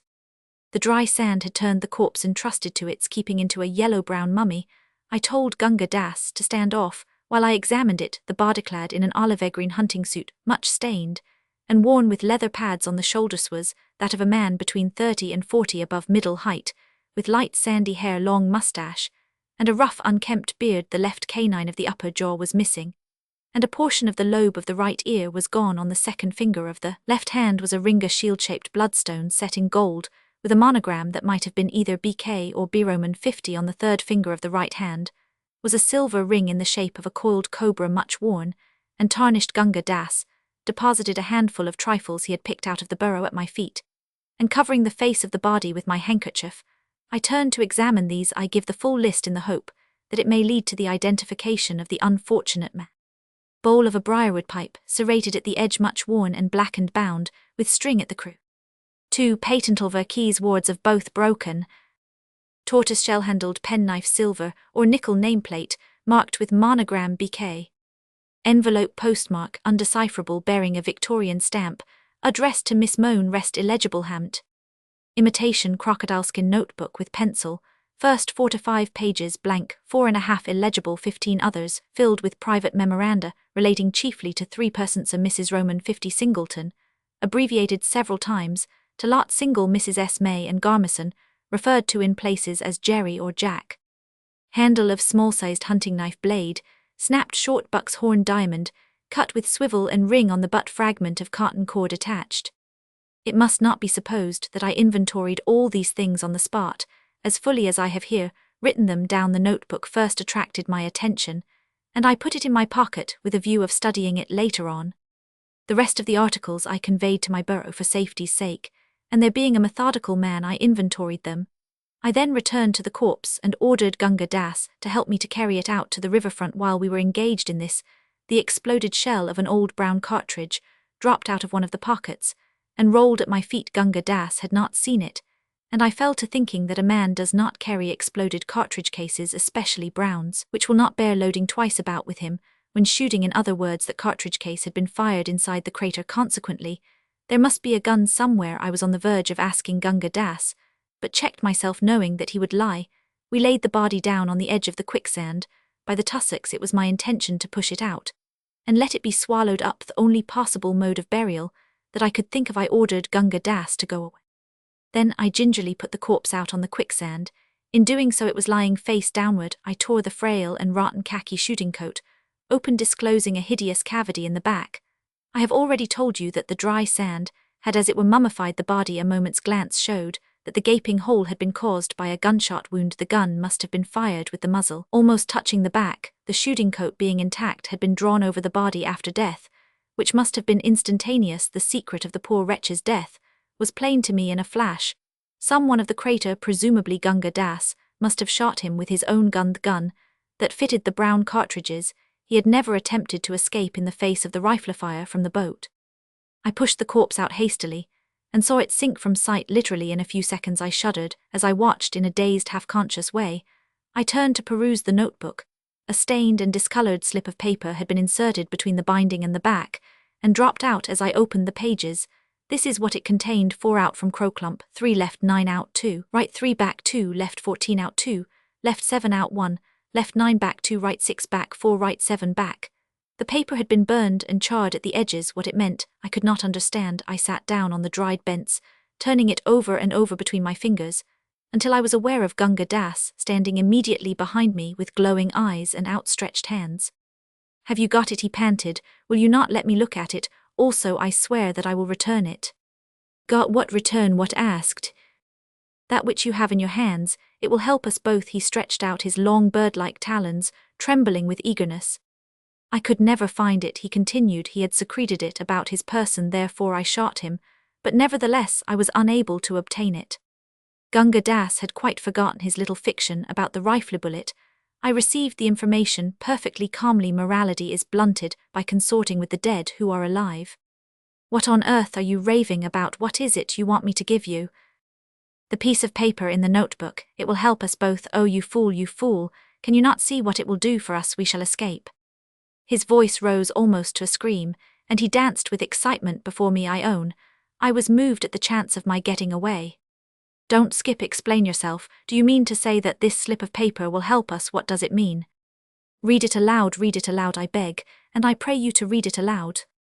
I did so. Gunga Das listened delightedly, and drew an irregular line in the sand with his fingers. "See now, it was the length of his gun barrels, without the stock. I have those barrels, 4 gun barrels out from the place where I caught crows, straight out. Do you follow me? Then 3 left. Ah, how well I remember when that man worked it out night after night, then 9 out. And so on. Out is always straight before you across the quicksand. He told me so before I killed him." "But if you knew all this, why didn't you get out before?" "I did not know it. He told me that he was working it out a year and a half ago, and how he was working it out night after night when the boat had gone away, and he could get out near the quicksand safely. Then he said that we would get away together. But I was afraid that he would leave me behind one night when he had worked it all out, and so I shot him. Besides, it is not advisable that the men who once get in here should escape. Only I, and I am a Brahmin." The prospect of escape had brought Gunga Das cast back to him. He stood up, walked about, and gesticulated violently. Eventually, I managed to make him talk soberly, and he told me how this Englishman had spent 6 months night after night in exploring inch by inch the passage across the quicksand, how he had declared it to be simplicity itself, up to within about 20 yards of the river bank, after turning the flank of the left horn of the horseshoe. This much he had evidently not completed when Gunga Das shot him with his own gun. In my frenzy of delight at the possibilities of escape, I recollect shaking hands effusively with Gunga Das, after we had decided that we were to make an attempt to get away. That very night it was weary work waiting throughout the afternoon. About 10 o'clock, as far as I could judge, when the moon had just risen above the lip of the crater, Gunga Das made a move for his burrow, to bring out the gun barrels whereby to measure our path. All the other wretched inhabitants had retired to their lairs long ago. The Guardian boat drifted downstream some hours before, and we were utterly alone by the croclump. Gunga Das, while carrying the gun barrels, let slip the piece of paper which was to be our guide. I stooped down hastily to recover it, and as I did so I was aware that the diabolical Brahmin was aiming a violent blow at the back of my head. With the gun barrels it was too late to turn round. I must have received the blow somewhere on the nape of my neck. 100,000 fiery stars danced before my eyes, and I fell forward senseless at the edge of the quicksand. When I recovered consciousness, the moon was going down, and I was sensible of intolerable pain in the back of my head. Gunga Das had disappeared, and my mouth was full of blood. I lay down again, and prayed that I might die without more ado than the unreasoning fury which I had before mentioned laid hold upon me, and I staggered inland toward the walls of the crater. It seemed that someone was calling to me in a whisper, "Sahib, Sahib, Sahib," exactly as my bearer used to call me in the morning. I fancied that I was delirious, until a handful of sand fell at my feet. Then I looked up, and saw a head peering down into the amphitheatre, head of Danu, my dog boy who attended to my collies. As soon as he had attracted my attention, he held up his hand, and showed a rope. I motioned, staggering to and fro for the while, that he should throw it down. It was a couple of leather punkah ropes knotted together with a loop at one end. I slipped the loop over my head, and under my arms heard Danu urge something forward, was conscious that I was being dragged face downward up the steep sand slope, and the next instant found myself choked and half fainting on the sand hills, overlooking the crater. Danu, with his face ashy grey in the moonlight, implored me not to stay, but to get back to my tent at once. It seems that he had tracked Pornick's footprints 14 miles across the sands to the crater, had returned, and told my servants, who flatly refused to meddle with anyone white or black, once fallen into the hideous village of the dead, whereupon Danu had taken one of my ponies and a couple of punkah ropes, returned to the crater, and hauled me out as I have described. To cut a long story short, Danu is now my personal servant on a gold moher a month sum, which I still think far too little for the services he has rendered. Nothing on earth will induce me to go near that devilish spot again, or to reveal its whereabouts more clearly than I have done of Gunga Das. I have never found a trace, nor do I wish to do. My sole motive in giving this to be published is the hope that someone may possibly identify from the details and the inventory which I have given above the corpse of the man in the olive-green hunting suit. The man who would be king, brother to a prince and fellow to a beggar if he be found worthy. The law as quoted lays down a fair conduct of life, and one not easy to follow. I have been fellow to a beggar again and again under circumstances which prevented either of us finding out whether the other was worthy. I have still to be brother to a prince, though I once came near to kinship with what might have been a veritable king, and was promised the reversion of a kingdom, army, law courts, revenue and policy all complete. But today I greatly fear that my king is dead, and if I want a crown, I must go hunt it for myself. The beginning of everything was in a railway train upon the road to Emhow from Ajmer. There had been a deficit in the budget, which necessitated travelling not second class, which is only half as dear as first class, but by intermediate, which is very awful indeed. There are no cushions in the intermediate class, and the population are either intermediate, which is Eurasian, or native, which for a long night journey is nasty, or loafer, which is amusing though intoxicated. Intermediates do not buy from refreshment rooms, they carry their food in bundles and pots, and buy sweets from the native sweetmeat sellers, and drink the roadside water. This is why in hot weather intermediates are taken out of the carriages dead, and in all weathers are most properly looked down upon. My particular intermediate happened to be empty till I reached Nasirabad, when the big black-browed gentleman in shirt-sleeves entered, and following the custom of intermediates passed the time of day. He was a wanderer and a vagabond like myself, but with an educated taste for whiskey. He told tales of things he had seen and done, of out-of-the-way corners of the empire into which he had penetrated, and of adventures in which he risked his life for a few days' food. If India was filled with men like you and me, not knowing more than the crows where they'd get their next day's rations, it isn't 70 millions of revenue, the land would be paying it 700 millions, said he, and as I looked at his mouth and chin I was disposed to agree with him. We talked politics, the politics of loaferdom that sees things from the underside, where the lath and plaster is not smoothed. Often we talked postal arrangements, because my friend wanted to send a telegram back from the next station to Ajmer, the turning-off place from the Bombay to the Mhow line as you travel westward. My friend had no money beyond 8 annas which he wanted for dinner, and I had no money at all owing to the hitch in the budget before mentioned further. I was going into a wilderness, where though I should resume touch with the Treasury, there were no telegraph offices. I was therefore unable to help him in any way. We might threaten a station master and make him send a wire on tick, said my friend, but that'd mean inquiries for you and for me, and I've got my hands full these days. Did you say you were travelling back along this line within any days? Within 10, I said. Can't you make it 8, said he. Mine is rather urgent business. I can send your telegrams within 10 days, if that will serve you, I said. I couldn't trust the wire to fetch him. Now I think of it, it's this way. He leaves Delhi on the 23rd, for Bombay. That means he'll be running through Ajmer about the night of the 23rd. But I am going into the Indian desert, I explained. Well and good, said he. I'll be changing at Marwar Junction to get into Jodhpur territory. You must do that, and he'll be coming through Marwar Junction in the early morning of the 24th. By the Bombay mail can you be at Marwar Junction on that time? T won't be inconveniencing you, because I know that there's precious few pickings to be got out of these central India states, Evan, though you pretend to be correspondent of the backwoodsman. Have you ever tried that trick, I asked.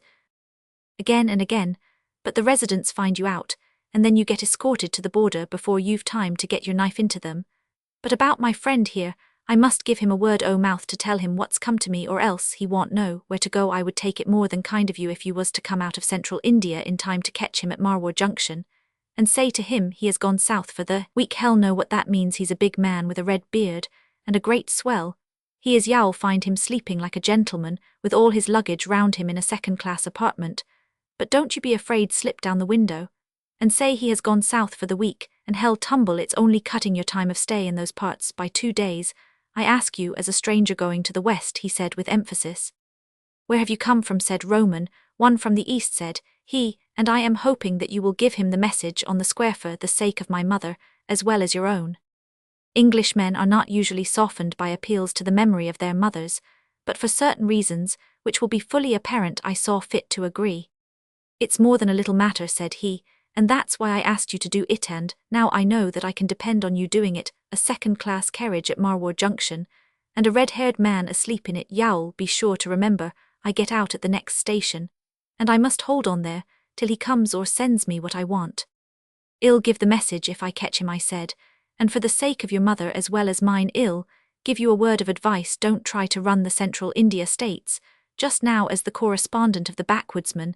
There's a real one knocking about here, and it might lead to trouble. Thank you, said he simply, and when will the swine be gone? I can't starve, because he's ruining my work. I wanted to get hold of the Digumber Raja down here about his father's widow, and give him a jump. What did he do to his father's widow then? Filled her up with red pepper, and slippered her to death, as she hung from a beam. I found that out myself, and I am the only man that would dare going into the state to get hush money for it. They'll try to poison me same as they did in Chortumna, when I went on the loot there, but y'all give the man at Marwar Junction my message. He got out at a little roadside station, and I reflected I had heard more than once of men personating correspondents of newspapers and bleeding small native states with threats of exposure, but I had never met any of the caste before. They lead a hard life and generally die with great suddenness. The native states have a wholesome horror of English newspapers which may throw light on their peculiar methods of government, and do their best to choke correspondents with champagne, or drive them out of their mind with four-in-hand barouches. They do not understand that nobody cares a straw for the internal administration of native states, so long as oppression and crime are kept within decent limits, and the ruler is not drugged drunk or diseased from one end of the year to the other. They are the dark places of the earth, full of unimaginable cruelty, touching the railway and the telegraph on one side, and on the other the days of Harunal Raskid. When I left the train I did business with divers kings, and in 8 days passed through many changes of life, Sometimes I wore dress clothes, and consorted with princes and politicals, drinking from crystal and eating from silver. Sometimes I lay out upon the ground, and devoured what I could get from a plate made of leaves, and drank the running water, and slept under the same rug, as my servant it was all in the day's work. Then I headed for the great Indian desert upon the proper date, as I had promised, and the night mail set me down at Marwar Junction, where a funny little happy-go-lucky native-managed railway runs to Jodhpur. The Bombay mail from Delhi makes a short halt at Marwar. She arrived just as I got in, and I had just time to hurry to her platform and go down the carriages. There was only one second class on the train. I slipped the window and looked down upon a flaming-grid beard half covered by a railway rug. That was my man fast asleep, and I dug him gently in the ribs. He woke with a grunt, and I saw his face in the light of the lamps. It was a great and shining face. "Tickets again," said he. "No," said Roman 1, "I am to tell you that he is gone south for the week. He has gone south for the week." The train had begun to move out. The red man rubbed his eyes. "He has gone south for the week," he repeated. "Now, that's just like his impudence. Did he say that I was to give you anything 'cause I want?" "He didn't," I said, and dropped away and watched the red lights die out in the dark. It was horribly cold, because the wind was blowing off the sands. I climbed into my own trainot, an intermediate carriage, this time, and went to sleep. If the man with the beard had given me a rupee, I should have kept it as a memento of a rather curious affair, but the consciousness of having done my duty was my only reward. Later on I reflected that two gentlemen like my friends could not do any good if they foregathered and personated correspondents of newspapers, and might if they blackmailed one of the little rat-trap states of central India or southern Rajputana get themselves into serious difficulties. I therefore took some trouble to describe them as accurately as I could remember to people who would be interested in deporting them, and succeeded, so I was later informed, in having them headed back from the Dagumber borders. Then I became respectable, and returned to an office where there were no kings, and no incidents outside the daily manufacture of a newspaper. A newspaper office seems to attract every conceivable sort of person. To the prejudice of discipline, Zen-and-a-mission ladies arrive and beg that the editor will instantly abandon all his duties to describe a Christian prize-giving in a back slum of a perfectly inaccessible village. Colonels who have been overpassed for command sit down and sketch the outline of a series of 10, 12, or 24 leading articles on seniority versus selection. Missionaries wish to know why they have not been permitted to escape from their regular vehicles of abuse, and swear at a brother missionary under special patronage of the editorial.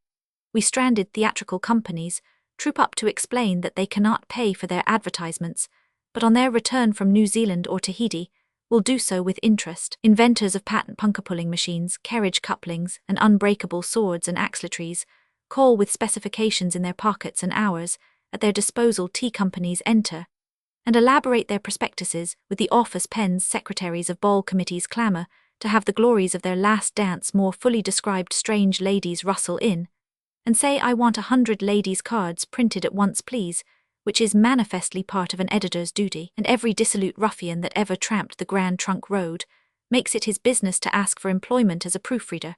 And all the time the telephone bell is ringing madly, and kings are being killed on the continent, and empires are saying "Hooray another," and Mr. Gladstone is calling down brimstone upon the British dominions, and the little black copyboys are whining "Copy chahiye, copy wanted," like tired bees, and most of the paper is as blank as Madrid's shield.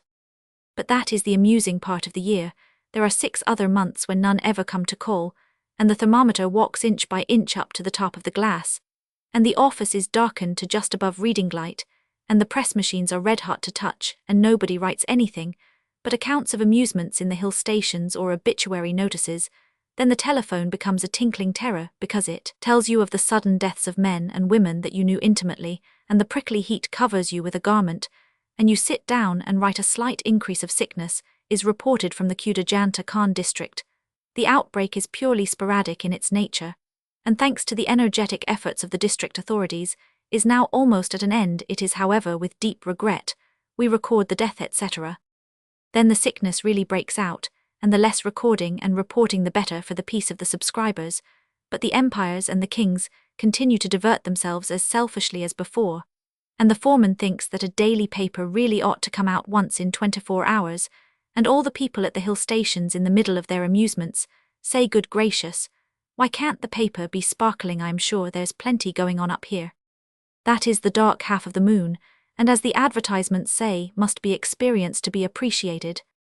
It was in that season, and a remarkably evil season, that the paper began running the last issue of the week on Saturday night, which is to say Sunday morning, after the custom of a London paper.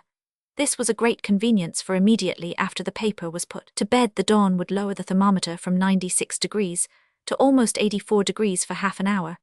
And in that chill you have no idea how cold is 84 degrees on the grass, until you begin to pray for a very tired man could get off to sleep ere the heat roused him.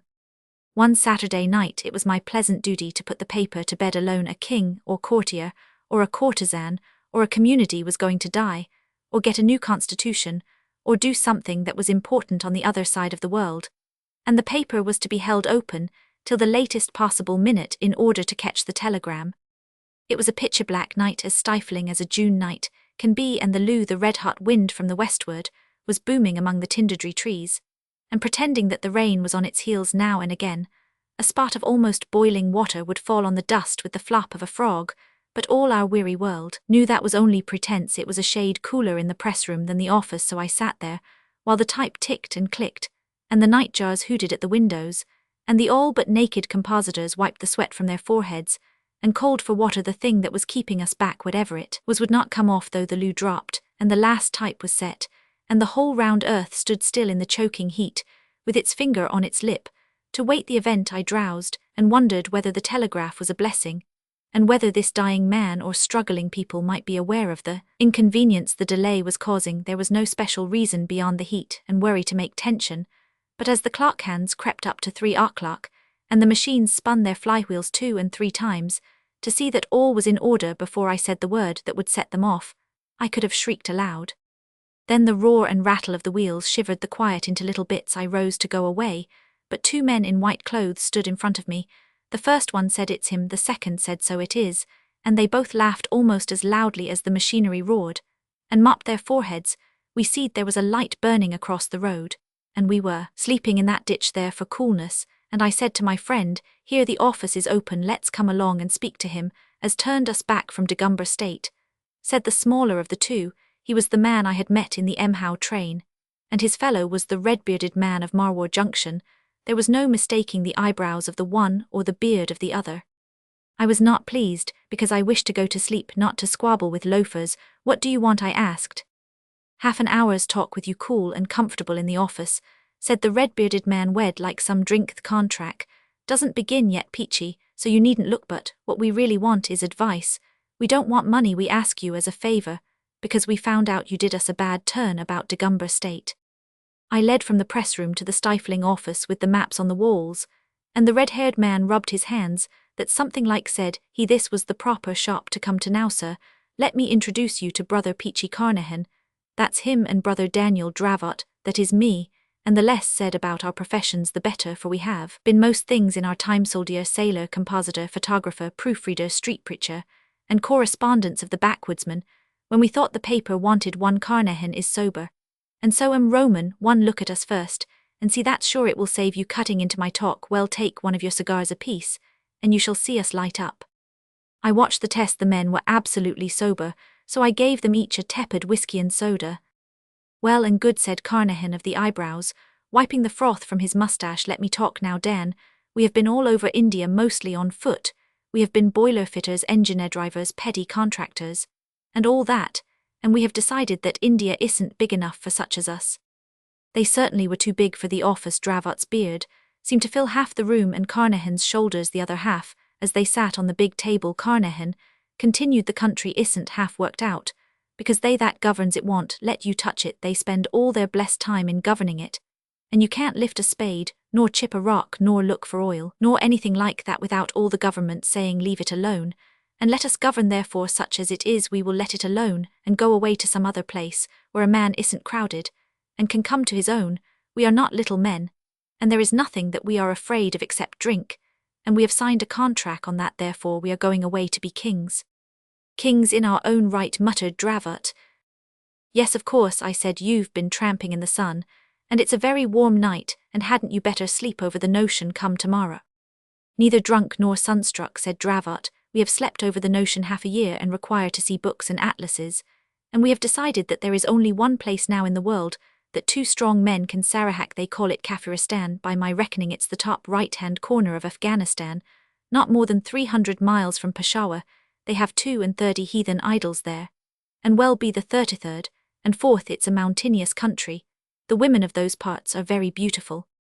But that is provided against in the contract, said Carnahan, neither women nor liquor, Daniel.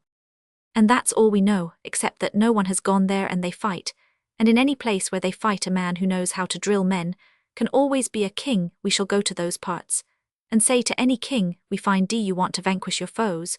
And we will show him how to drill men, for that we know better than anything else. Then we will subvert that king and seize his throne and establish a dynasty. You'll be cut to pieces before you're 50 miles across the border.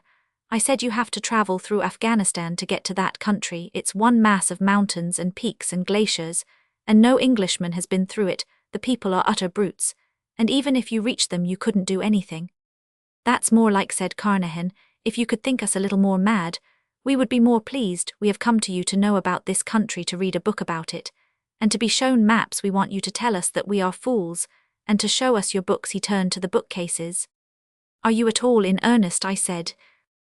A little, said Dravot sweetly. As big a map as you have got, even if it's all blank where Kafiristan is, and any books you've got we can read, though we aren't very educated. I uncased the big 32-inch map of India, and two smaller frontier maps hold down volume in Fcan of the Encyclopedia Britannica, and the men consulted them. See here, said Dravot, his thumb on the map, up to Jagdalak Peachy, and me know the road we was there with Robert's army well have to turn off to the right at Jagdalak through Lagman territory. Then we get among the hills 14,000 feet. 15,000. It will be cold work there, but it don't look very far on the map. I handed him wood on the sources of the Oxus. Carnahan was deep in the encyclopedia. They're a mixed lot, said Dravot reflectively, and it won't help us to know the names of their tribes. The more tribes the more they'll fight, and the better for us from Jagdalak to Ashangham. But all the information about the country is as sketchy and inaccurate as can be. I protested. No one knows anything about it. Really, here's the file of the United Services Institute. Read what Bellew says. Blow Bellew, said Carnahan. Dan, they're a stinkin' lot of heathens, but this book here says they think they're related to us English. I smoked while the men pored over Ravity, wood, the maps and the encyclopedia. There is no use your waiting, said Dravot politely. It's about 4 o'clock now. Well, go before 6 o'clock if you want to sleep, and we won't steal any of the papers. Don't you sit up, we're two harmless lunatics. And if you come tomorrow evening down to the Sarai, well, say goodbye to you. You are two fools, I answered. You'll be turned back at the frontier, or cut up the minute you set foot in Afghanistan. Do you want any money or a recommendation down country? I can help you to the chance of work next week. Next week we shall be hard at work ourselves, thank you, said Dravot. It isn't so easy being a king as it looks. When we've got our kingdom in going order, well, let you know, and you can come up and help us govern it. Would two lunatics make a contract like that, said Carnahan with subdued pride, showing me a greasy half-sheet of notepaper on which was written the following. I copied it then and there as a curiosity. This contract between me and you pursuing witnesseth in the name of God, amen, and so forth. 1. That me and you will settle this matter together, Roman 1e, to be kings of Kafiristan. 2. That you and me will not, while this matter is being settled, look at any liquor nor any woman, black, white, or brown, so as to get mixed up with one or the other harmfuls.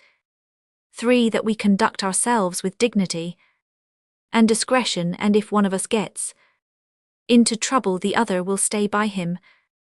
Signed by you and me this day. Peachy Taliaferro, Carnahan, Daniel Dravot, both gentlemen at large. There was no need for the last article, said Carnahan, blushing modestly, but it looks regular now. You know the sort of men that loafers Arrow are loafers, Dan.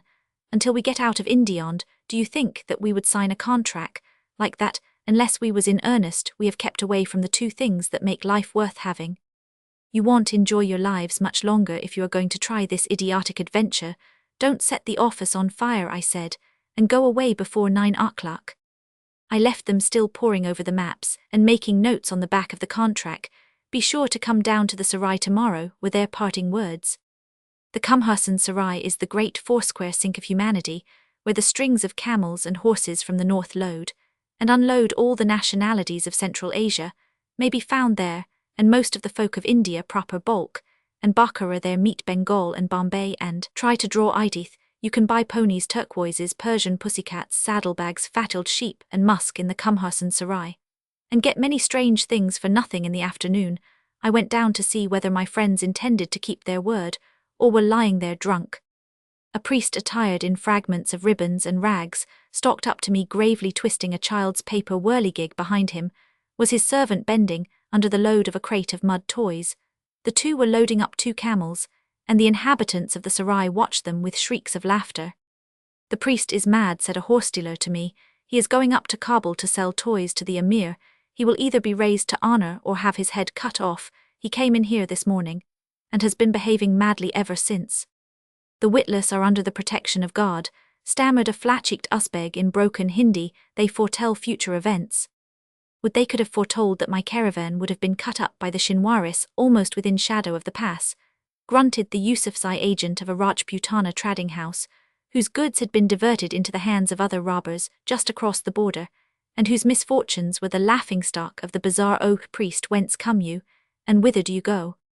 "From Raum have I come," shouted the priest, waving his whirligig. "From Raum, blown by the breath of 100 devils across the sea. O thieves, robbers, liars, the blessing of Pir Khan on pigs, dogs, and perjurers, who will take the protected of God to the north, to sell charms that are never still to the emir. The camels shall not gall, the sons shall not fall sick, and the wives shall remain faithful while they are away of the men who give me place in their caravan, who will assist me to slipper the king of the Rus with a golden slipper, with a silver heel. The protection of Pir Khan be upon his labors." He spread out the skirts of his gabardine and pirouetted between the lines of tethered horses. "There starts a caravan from Peshawar to Kabul in 20 days. Hazrat," said the Yusufzai trader, "my camels go therewith. Do thou also go and bring us good luck." "I will go even now," shouted the priest. "I will depart upon my winged camels, and be at Peshawar in a day. Ho, Hazar Mir Khan," he yelled to his servant, "drive out the camels, but let me first mount my own." He leaped on the back of his beast as it knelt, and turning round to me cried, "Come thou also, Sahib, a little along the road, and I will sell thee a charm and amulet that shall make thee king of Kafiristan."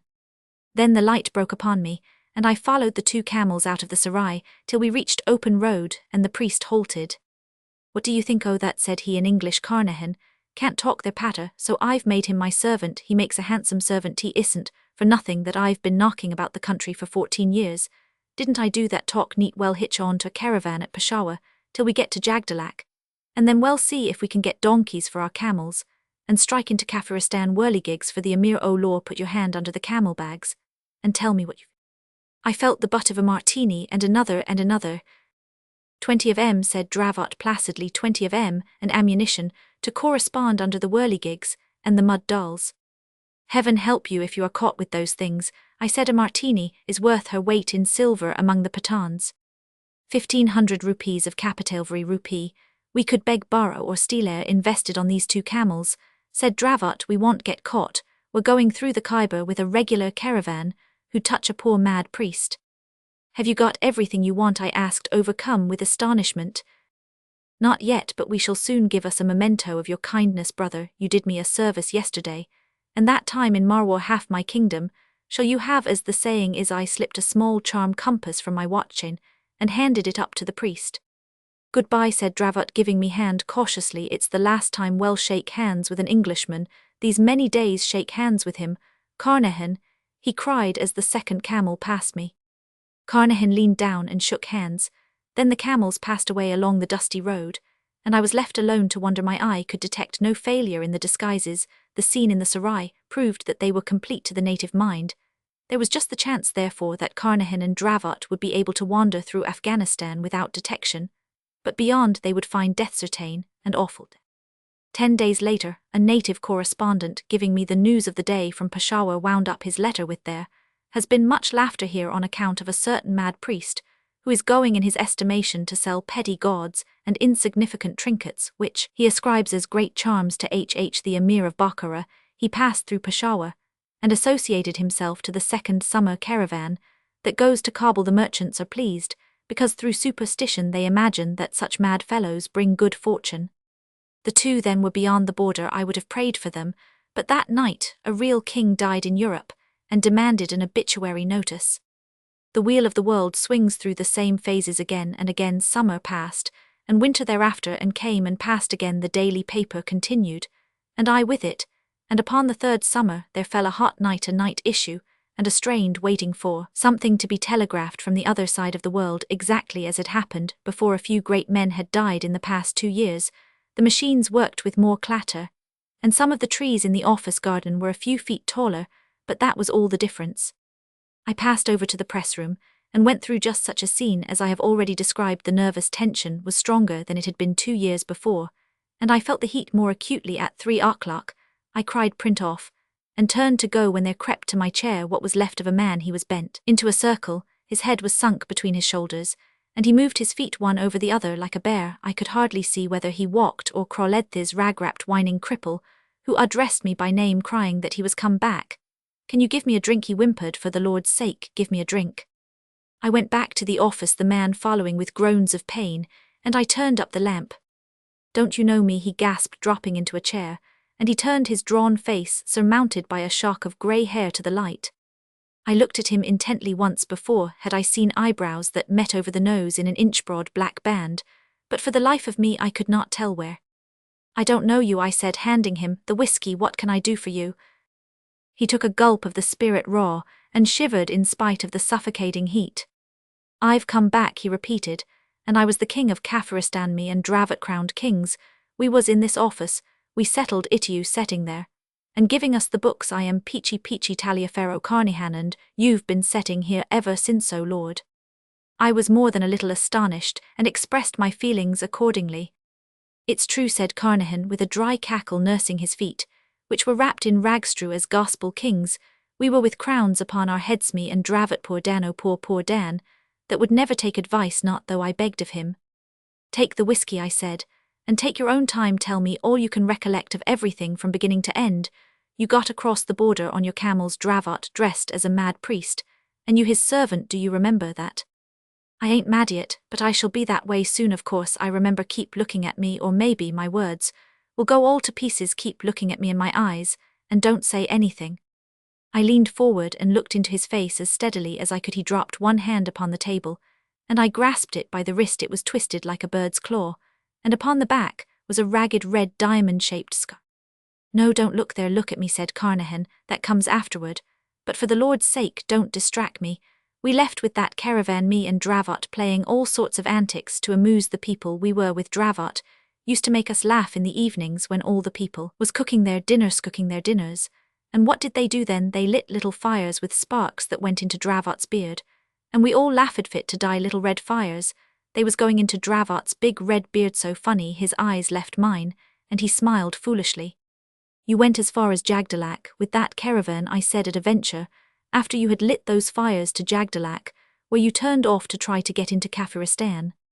"No, we didn't neither. What are you talking about? We turned off before Jagdalak, because we heard the roads was good, but they wasn't good enough for our 2 camels, mine and Dravat's. When we left the caravan, Dravat took off all his clothes, and mine too, and said we would be heathen because the Kafirs didn't allow Mohammedans to talk to them. So we dressed betwixt and between, and such a sight as Daniel Dravat I never saw yet nor expect to see again. He burned half his beard and slung a sheepskin over his shoulder, and shaved his head into patterns. He shaved mine too, and made me wear outrageous things to look like a heathen that was in a most mountainous country. And our camels couldn't go along any more because of the mountains. They were tall and black. And coming home I saw them fight like wild goats. There are lots of goats in Kafiristan, and these mountains, they never keep still, no more than the goats, always fighting they are, and don't let you sleep at night." "Take some more whiskey," I said very slowly. "What did you and Daniel Dravat do when the camels could go no farther because of the rough roads that led into Kafiristan?" "What did which do? There was a party called Peachy Taliaferro Carnahan that was with Dravat. Shall I tell you about him? He died out there in the cold. Slap from the bridge fell old Peachy, turning and twisting in the air like a penny whirligig that you can sell to the emir. No, they was 2 for 3 halfpence, those whirligigs, or I am much mistaken and woeful sore. And then these camels were no use, and Peachy said to Dravat, 'For the Lord's sake, let's get out of this before our heads are chopped off.' And with that they killed the camels all among the mountains, not having anything in particular to eat. But first they took off the boxes with the guns and the ammunition. till 2 men came along driving 4 mules Dravot up, and dances in front of them, singing "Sell me 4 mules, says the first man, if you are rich enough to buy you are rich enough to rob, but before ever he could put his hand to his knife, Dravot breaks his neck over his knee, and the other party runs away, so Carnahan loaded the mules with the rifles that was taken off the camels, and together we starts forward into those bitter cold mountainous parts, and never a road broader than the back of your hand." He paused for a moment, while I asked him if he could remember the nature of the country through which he had journeyed. "I am telling you as straight as I can, but my head isn't as good as it might be. They drove nails through it. To make me hear better how Dravot died, the country was mountainous, and the mules were most contrary, and the inhabitants was dispersed and solitary. They went up and down, and that other party Carnahan was imploring of Dravot not to sing and whistle so loud for fear of bringing down the tremendous avalanches, but Dravot says that if a king couldn't sing it wasn't worth being king, and whacked the mules over the rump, and never took no heed for 10 cold days. We came to a big level valley all among the mountains, and the mules were near dead, so we killed them, not having anything in special for them or us to eat. We sat upon the boxes and played odd, and even with the cartridges that was jolted out. Then 10 men with bows and arrows ran down that valley chasing 20 men with bows and arrows, and the row was tremendous. They was fair men fairer than you or me with yellow hair, and remarkable well built, says Dravot unpacking the guns. This is the beginning of the business, well fight for the 10 men. And with that he fires 2 rifles at the 20 men, and drops one of them at 200 yards from the rock, where he was sitting. The other men began to run, but Carnahan and Dravot sits on the boxes picking them off at all ranges up and down the valley. Then we goes up to the 10 men that had run across the snow too, and they fires a footy little arrow at us. Dravot, he shoots above their heads, and they all falls down flat. Then he walks over them and kicks them, and then he lifts them up, and shakes hands all round to make them friendly like he calls them, and gives them the boxes to carry and waves his hand for all the world as though he was king already. They takes the boxes and him across the valley, and up the hill into a pine wood on the top, where there was 6 big stone idols. Dravot, he goes to the biggest a fellow, they call him Brand, lays a rifle and a cartridge at his feet, rubbing his nose respectfully with his own nose, patting him on the head, and nods his head, and says that's all right, I'm in the know too, and these old jimjams are my friends.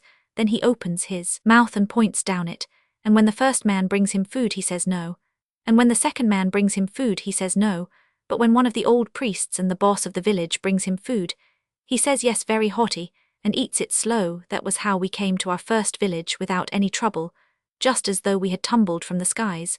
But we tumbled from one of those damned rope bridges, you see, and you couldn't expect a man to laugh much after that. Take some more whiskey, and go on, I said. That was the first village you came into. How did you get to be king? I wasn't king, said Carnahan. Dravot, he was the king, and a handsome man he looked with the gold crown on his head. And all him and the other party stayed in that village, and every morning Dravot sat by the side of old Imbra, and the people came and worshipped. That was Dravot's order. Then a lot of men came into the valley, and Carnahan Dravot picks them off with the rifles before they knew where they was, and runs down into the valley and up again the other side, and finds another village same as the first one, and the people all falls down flat on their faces, and Dravot says, now what is the trouble between you 2 villages? And the people points to a woman as fair as you or me that was carried off, and Dravot takes her back to the first village, and counts up the dead 8. There was for each dead man. Dravot pours a little milk on the ground, and waves his arms like a whirligig, and that's all right, says he. Then he and Carnahan takes the big boss of each village by the arm, and walks them down the valley and shows them how to scratch a line with a spear right down the valley, and gives each a sod of turf from both sides of the line. Then all the people comes down and shouts like the devil and all, and Dravot says, go and dig the land, and be fruitful and multiply, which they did, though they didn't understand then. We asks the names of things in their linga, bread, and water, and fire, and idols, and such, and Dravot leads the priest of each village up to the idol, and says he must sit there and judge the people, and if anything goes wrong he is to be shot. Next week they was all turning up the land in the valley as quiet as bees and much prettier, and the priests heard all the complaints and told Dravot in dumb show what it was about. That's just the beginning, says Dravot. They think we're guards. He and Carnahan picks out 20 good men, and shows them how to click off a rifle and form 4s and advance in line, and they was very pleased to do so and clever to see the hang of it. Then he takes out his pipe and his bacca pouch, and leaves one at one village, and one at the other, and off we 2 goes to see what was to be done in the next valley that was all rock, and there was a little village there, and Carnahan says send em to the old valley to plant and takes em there, and gives em some land that wasn't took before they were a poor lot, and we blooded em with a kid, before letting em into the new kingdom that was to impress the people. And then they settled down quiet and Carnahan went back to Dravot, who had got into another valley all snow and ice, and most mountainous. There was no people there and the army got afraid, so Dravot shoots one of them, and goes on till he finds some people in a village. And the army explains that unless the people wants to be killed, they had better not shoot their little matchlocks, for they had matchlocks. We makes friends with the priest, and I stays there alone with 2 of the army, teaching the men how to drill, and a thundering big chief comes across the snow with kettle drums and horns twanging, because he heard there was a new guard kicking about Carnahan sights for the brown of the men half a mile across the snow, and wings one of them. Then he sends a message to the chief, that unless he wished to be killed, he must come and shake hands with me, and leave his arms behind. The chief comes alone first, and Carnahan shakes hands with him, and whirls his arms about same as Dravot used, and very much surprised that chief was, and strokes my eyebrows. Then Carnahan goes alone to the chief, and asks him in dumb show if he had an enemy he hated. I have, says the chief. So Carnahan weeds out the pick of his men, and sets the 2 of the army to show them drill, and at the end of 2 weeks the men can maneuver about as well as volunteers. So he marches with the chief to a great big plain on the top of a mountain, and the chief's men rushes into a village, and takes it. We 3 martinis firing into the brown of the enemy. So we took that village too, and I gives the chief a rag from my coat, and says occupy till I come, which was scriptural by way of a reminder, when me and the army was 1800 yards away. I drops a bullet near him standing on the snow, and all the people falls flat on their faces. Then I sends a letter to Dravot wherever he be by land or by sea. At the risk of throwing the creature out of train, I interrupted, how could you write a letter up yonder? The letter keep looking at me between the eyes please. It was a string-talk letter that Wed learned the way of it from a blind beggar in the Punjab. I remember that there had once come to the office a blind man with a knotted twig, and a piece of string which he wound round the twig, according to some cipher of his own. He could, after the lapse of days or hours, repeat the sentence which he had reeled up. He had reduced the alphabet to 11 primitive sounds, and tried to teach me his method, but I could not understand. I sent that letter to Dravot, said Carnahan, and told him to come back, because this kingdom was growing too big for me to handle. And then I struck for the first valley to see how the priests were working. They called the village. We took along with the chief Bashkai, and the first village we took Erheb. The priests at Erheb was doing all right, but they had a lot of pending cases about land to show me, and some men from another village had been firing arrows at night. I went out and looked for that village, and fired 4 rounds at it from 1,000 yards that used all the cartridges I cared to spend, and I waited for Dravot, who had been away 2 or 3 months, and I kept my people quiet. One morning I heard the devil's own noise of drums and horns, and Dan Dravot marches down the hill with his army, and a tail of hundreds of men, and which was the most amazing, a great gold crown on his head. My God, Carnahan, says Daniel, this is a tremendous business, and we've got the whole country as far as it's worth, having I am the son of Alexander by Queen Semiramis, and Uray my younger brother, and a guard too. It's the biggest thing we've ever seen. I've been marching and fighting for 6 weeks with the army, and every footy little village for 50 miles has come in rejoiceful, and more than that I've got the key of the whole show, as y'all see, and I've got a crown for you. I told him to make 2 of 'em at a place called Shoe, where the gold lies in the rock like suet in mutton gold I've seen, and turquoise I've kicked out of the cliffs, and there's garnets in the sands of the river, and here's a chunk of amber that a man brought me. Call up all the priests, and here, take your crown. One of the men opens a black hair bag, and I slips the crown on. It was too small and too heavy, but I wore it for the glory. Hammered gold, it was 5 pounds weight, like a hoop of a barrel. Peachy, says Dravot, we don't want to fight no more, the craft's the trick, so help me. And he brings forward that same chief that I left at Bashkai, Billy Fish. We called him afterward, because he was so like Billy Fish that drove the big tank-engine at Mark on the Barlin Inn. The old days. Shake hands with him, says Dravot, and I shook hands, and nearly dropped, for Billy Fish gave me the grip. I said nothing, but tried him with the fellowcraft grip. He answers all right, and I tried the master's grip, but that was a slip. A fellowcraft he is, I says to Dan. Does he know the word? He does, says Dan, and all the priests know. It's a miracle the chiefs and the priests can work a fellowcraft large in a way that's very like ours, and they've cut the marks on the rocks, but they don't know the 3rd degree, and they've come to find out it's Gord's truth. I've known these long years that the Afghans knew up to the fellowcraft degree, but this is a miracle. A god and a grand master of the craft am I, and a large in the 3rd degree. I will open and well raise the head priests and the chiefs of the villages. It's against all the law, I says, holding a large without warrant from anyone, and you know we never held office in any large. It's a master stroke policy, says Dravot. It means running the country as easy as a four-wheeled bogey on a downgrade. We can't stop to inquire now or they'll turn against us. I've 40 chiefs at my heel, and passed and raised according to their merit. They shall be billet these men on the villages, and see that we run up a lodge of some kind. The temple of Imbra will do for a lodgeroom. The women must make aprons, as you show them. I'll hold a levy of chiefs tonight, and lodge tomorrow. I was fair run off my legs, but I wasn't such a fool as not to see what a pull this craft business gave us. I showed the priests' families how to make aprons of the degrees, but for Dravot's apron the blue border and marks was made of turquoise lumps on white hide, not cloth. We took a great square stone in the temple for the master's chair and little stones for the officers' chairs, and painted the black pavement with white squares, and did what we could to make things regular. At the levee which was held that night on the hillside with big bonfires, Dravot gives out that him and me were gods and sons of Alexander, and past grand masters in the craft, and was come to make Kafiristan a country where every man should eat in peace and drink in quiet, and specially obey us. Then the chiefs come round to shake hands, and they were so hairy and white and fair it was just shaking hands with old friends. We gave them names according as they was like men we had known in India. Billy Fish, Harley, Dilworth, Picky Kurgan, that was bazaar master when I was at Howe, and so on and so on. The most amazing miracles was at large next night. One of the old priests was watching us continuous, and I felt uneasy for I knew we'd have to fudge the ritual, and I didn't know what the men knew. The old priest was a stranger come in from beyond the village of Bashkai. The minute Dravot puts on the master's apron that the girls had made for him, the priest fetches a whoop and a howl, and tries to overturn the stone that Dravot was sitting on. It's all up now. I says that comes of meddling with the craft. Without warrant Dravot never winked an eye, not when 10 priests took and tilted over the Grand Master's chair, which was to say the stone of Imbra. The priest begins rubbing the bottom end of it to clear away the black dirt, and presently he shows all the other priests the master's mark, same as was on Dravot's apron, cut into the stone.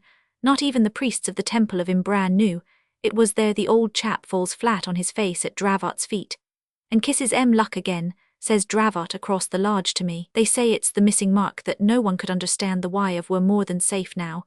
Then he bangs the butt of his gun for a gavel, and says, by virtue of the authority vested in me by my own right hand, and the help of Peachy, I declare myself Grand Master of all Freemasonry in Kafiristan. In this, the mother lodge o' the country and king of Kafiristan, equally with Peachy. At that he puts on his crown, and I puts on mine. I was doing senior warden, and we opens the lodge in most ample form. It was an amazing miracle. The priests moved in large through the first 2 degrees, almost without telling, as if the memory was coming back to them. After that Peachy and Dravot raised such as was worthy high priests and chiefs of far-off villages. Billy Fish was the first, and I can tell you we scared the soul out of him. It was not in any way according to ritual, but it served our turn.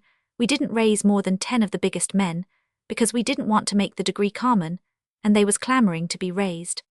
In another 6 months, says Dravot, well hold another communication, and see how you're working. Then he asks them about their villages, and learns that they was fighting one against the other, and were sick and tired of it. And when they wasn't doing that, they was fighting with the Mohammedans. You can fight those when they come into our country, says Dravot. Tell off every 10th man of your tribes for a frontier guard, and send 200 at a time to this valley to be drilled. Nobody is going to be shot or speared any more so long as he does well. And I know that you won't cheat me, because you're a white peeplessons of Alexanderand, not like common black Mohammedans. You are my people. And by God, says he, running off into English at the end, I'll make a damned fine nation of you, or I'll die in the making. I can't tell all we did for the next 6 months, because Dravot did a lot I couldn't see the hang of, and he learned their lingo in a way I never could. My work was to help the people plough, and now and again go out with some of the army and see what the other villages were doing, and make throw rope bridges across the ravines which cut up the country. Horrid Dravot was very kind to me, but when he walked up and down in the pine wood pulling that bloody red beard of his with both fists, I knew he was thinking plans I could not advise about, and I just waited for orders. But Dravot never showed me disrespect before the people. They were afraid of me and the army, but they loved Dan. He was the best of friends with the priests and the chiefs, but anyone could come across the hills with a complaint, and Dravot would hear him out fair and call 4 priests together, and say what was to be done. He used to call in Billy Fish from Bashkai and Picky Kurgan from Shu, And an old chief we called Cafuzelumit was like enough to his real name and hold councils with when there was any fighting to be done in small villages, that was his council of war, and the 4 priests of Bashkai, Shukawak and Madara was his privy council between the lot of They sent me with 40 men and 20 rifles, and 60 men carrying turquoises into the Gorband country, to buy those handmade Martini rifles that come out of the Emir's workshops at Kabul, from one of the Emir's Harati regiments that would have sold the very teeth out of their mouths for turquoises. I stayed in Gorband a month, and gave the governor there the pick of my baskets for hush money, and bribed the colonel of the regiment some more, and between the two and the tribespeople, we got more than 100 handmade Martinis, 100 good Kohat Jezels that'll throw to 600 yards, and 40 manloads of very bad ammunition. For the rifles I came back with what I had, and distributed among them that the chief sent in to me to drill. Dravat was too busy to attend to those things, but the old army that we first made helped me, and we turned out 500 men that could drill and 200 that knew how to hold arms pretty straight. Even those corkscrewed handmade guns was a miracle to them. Dravat talked big about powder shops and factories walking up and down in the pine wood when the winter was coming on. I want make a nation, says he, ill make an empire. These men aren't niggers, they're a English. Look at their eyes, look at their mouths, look at the way they stand up, they sit on chairs in their own houses, they're a the lost tribes or something like it, and they've grown to be English. Ill take a census in the spring. If the priests don't get frightened, there must be a fair 2 million of in these hills.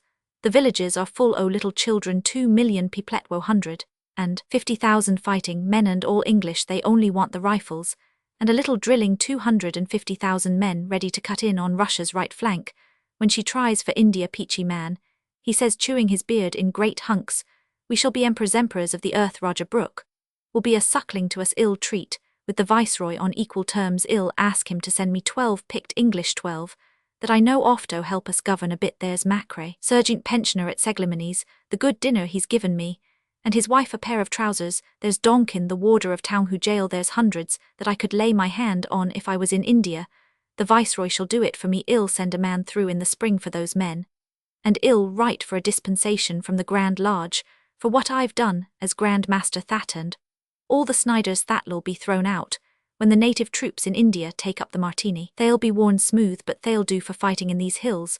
12 English, 100,000 Sniders run through the Emir's country in driblets. I'd be content with 20,000 in 1 year, and wed be an empire when everything was shipshape. I'd hand over the Crownthai's crown I'm wearing now to Queen Victoria on my knees and say, rise up, Sir Daniel Dravat. Oh, it's big, I tell you, but there's so much to be done in every place, Bashkai Kawakshu, and everywhere else. What is it, I says, there are no more men coming in to be drilled this autumn. Look at those fat black clouds, they're bringing the snow. It isn't that, says Daniel, putting his hand very hard on my shoulder, and I don't wish to say anything that's against you, for no other living man would have followed me, and made me what I am as you have done. You're a first-class commander-in-chief, and the people know you. Butte's a big country, and somehow you can't help me, Peachy, in the way I want to be helped. Go to your blasted priests then, I said, and I was sorry when I made that remark, but it did hurt me sore to find Daniel talking so superior when I'd drilled all the men and done all he told me. Don't let's quarrel, Peachy, says Daniel, without cursing. You're a king too, and the half of this kingdom is yours. But can't you see, Peachy, we want cleverer men than us now, 3 or 4 of them, that we can scatter about for our deputies. It's a hugest great state, and I can't always tell the right thing to do, and I haven't time for all I want to do, and here's the winter coming on, and all he put half his beard into his mouth, all red like the gold of his crown. I'm sorry, Daniel, says Roman, when I've done all I could. I've drilled the men, and shown the people how to stack their oats better, and I've brought in those tinware rifles from Gorband, but I know what you're driving at. I take it kings always feel oppressed that way. There's another thing too, says Dravat, walking up and down. The winter's coming, and these people won't be giving much trouble, and if they do we can't move about. I want a wife. For Gord's sake leave the women alone, I says. We've both got all the work we can, though I am a fool. Remember the contract, and keep clear o' women. The contract only lasted till such time as we was kings, and kings we have been these months past, says Dravat, weighing his crown in his hand. You go get a wife too, Peach, her nice strappin' plump girl that'll keep you warm in the winter. They're prettier than English girls, and we can take the pick of 'em, boil 'em once or twice in hot water, and they'll come out like chicken and ham. Don't tempt me, I says. I will not have any dealings with a woman, not till we are a damn side more settled than we are now. I've been doing the work o' 2 men, And you've been doing the work of three. Let's lie off a bit, and see if we can get some better tobacco from Afghan country, and run in some good liquor and no women. Who's talking o' women, says Dravot. I said wifey a queen, to breed a king's son for the king, a queen out of the strongest tribe. That'll make them your blood brothers, and that'll lie by your side, and tell you all the people thinks about you and their own affairs. That's what I want. Do you remember that Bengali woman I kept at Mogul Sarai, when I was a platelayer, says Roman one, a fat lot, oh good she was to me. She taught me the lingo, and one or two other things. But what happened? She ran away with the station master's servant, and half my month's pay. Then, she turned up at Dadger Junction in tow of a half-caste, and had the impudence to say I was her husband-all among the drivers in the running shed too. We've done with that, says Dravot. These women are whiter than you or me, and a queen I will have for the winter months. For the last time, oh asking Dan, do not, I says, it'll only bring us harm. The Bible says that kings ain't to waste their strength on women, specially when they've got a new raw kingdom to work over. For the last time of answering, I will, said Dravot, and he went away through the pine trees looking like a big red devil, the sun being on his crown and beard and all. But getting a wife was not as easy as Dan thought. He put it before the council, and there was no answer till Billy Fish said that he'd better ask the girls. Dravot damned them all round. What's wrong with me, he shouts, standing by the idol Imbra. Am I a dog, or am I not enough of a man for your wenches? Haven't I put the shadow of my hand over this country? Who stopped the last Afghan raid? It was me really, but Dravot was too angry to remember. Who bought your guns? Who repaired the bridges? Who's the grand master of the sign cut in the stone, says he, and he thumped his hand on the block that he used to sit on in Large. And at council, which opened like Large always, Billy Fish said nothing, and no more did the others. Keep your hair on, Dan, said I, and ask the girls. That's how it's done at home, and these people are quite English. The marriage of the king is a matter of state, says Dan in a white-hot rage, for he could feel, I hope, that he was going against his better mind. He walked out of the council room, and the others sat still looking at the ground. Billy Fish, says I to the chief of Bashkai, what's the difficulty here? A straight answer to a true friend. You know, says Billy Fish, how should a man tell you who knows everything? How can daughters of men marry gods or devils? It's not proper. I remembered something like that in the Bible, but if after seeing us as long as they had they still believed we were gods, it wasn't for me to undeceive them. A god can do anything, says Roman 1, if the king is fond of a girl, hell, not let her die. Shall have to, said Billy Fish. There are all sorts of gods and devils in these mountains, and now and again a girl marries one of them and isn't seen any more. Besides, you two know the mark cut in the stone. Only the gods know that we thought you were men till you showed the sign of the master. I wish then that we had explained about the loss of the genuine secrets of a master mason at the first goof, but I said nothing all that night. There was a blowing of horns in a little dark temple halfway down the hill, and I heard the girl crying fit to die. One of the priests told us that she was being prepared to marry the king. I'll have no nonsense of that kind, says Dan.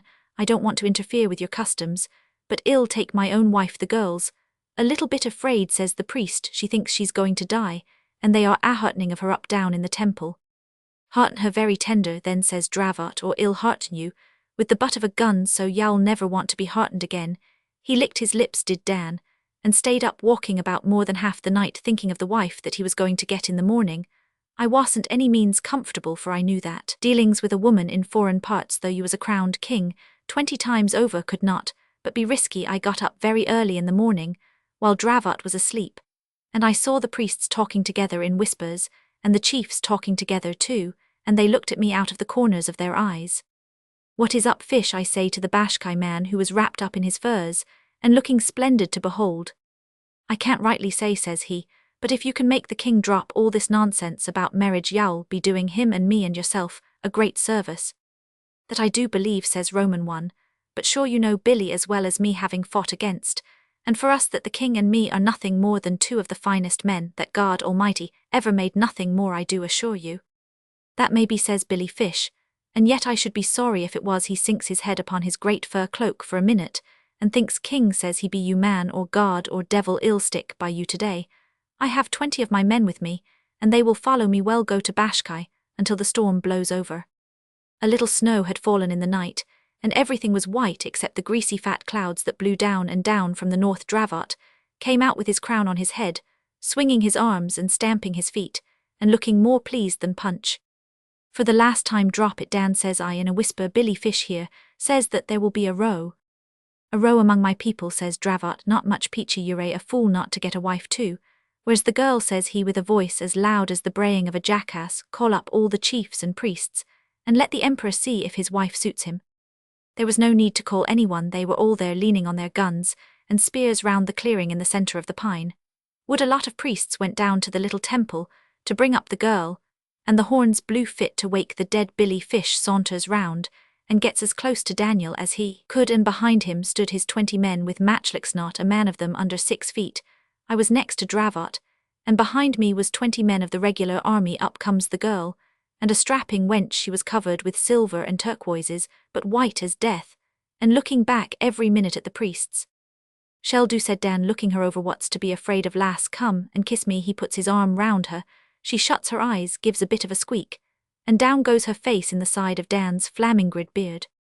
The slut's bit me, says he, clapping his hand to his neck, and sure enough his hand was red with blood. Billy Fish and 2 of his matchlock men catches hold of Dan by the shoulders and drags him into the Bashkai lot, while the priests howls in their lingo, neither god nor devil.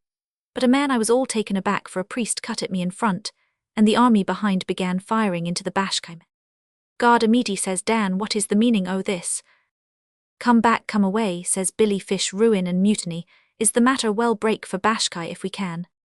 I tried to give some sort of orders to my men, the regular army, but it was no use, so I fired into the brown of M with an English martini, and drilled 3 beggars in a line. The valley was full of shouting, howling creatures, and every soul was shrieking, not a god nor a devil, but only a man. The Bashkai troops stuck to Billy Fish all they were worth, but their matchlocks wasn't half as good as the Kabul breechloaders, and 4 of them dropped. Dan was bellowing like a bull, for he was very wrathy, and Billy Fish had a hard job to prevent him running out at the crowd.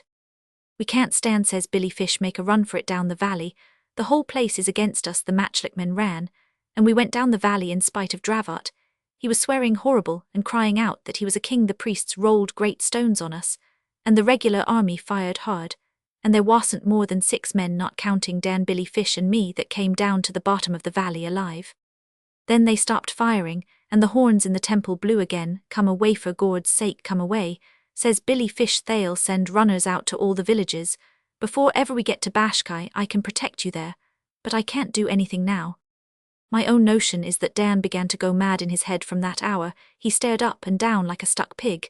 Then he was all for walking back alone, and killing the priests with his bare hands, which he could have done an emperor, am I, says Daniel, and next year I shall be a knight of the Queen. All right, Dan, says I, but come along now while there's time. It's your fault, says he, for not looking after your army better. There was mutiny in the midst, and you didn't know, you damned engineer driving, plate-laying, missionaries pass hunting hound. He sat upon a rock, and called me every foul name he could lay tongue to. I was too heartsick to care, though it was all his foolishness that brought the smash. I am sorry, Dan, says I, but there's no accounting for natives. This business is our 57, maybe we'll make something out of it, yet when we've got to Bashk. Let's get to Bashkai then, says Dan, and by God, when I come back here again, I'll sweep the valley so there isn't a bug in a blanket left. We walked all that day, and all that night Dan was stumping up and down on the snow, chewing his beard and muttering to himself. There's no hope o' getting clear, said Billy Fish. The priests have sent runners to the villages to say that you are only men. Why didn't you stick on as guards till things was more settled? I am a dead man, says Billy Fish, and he throws himself down on the snow and begins to pray to his gods.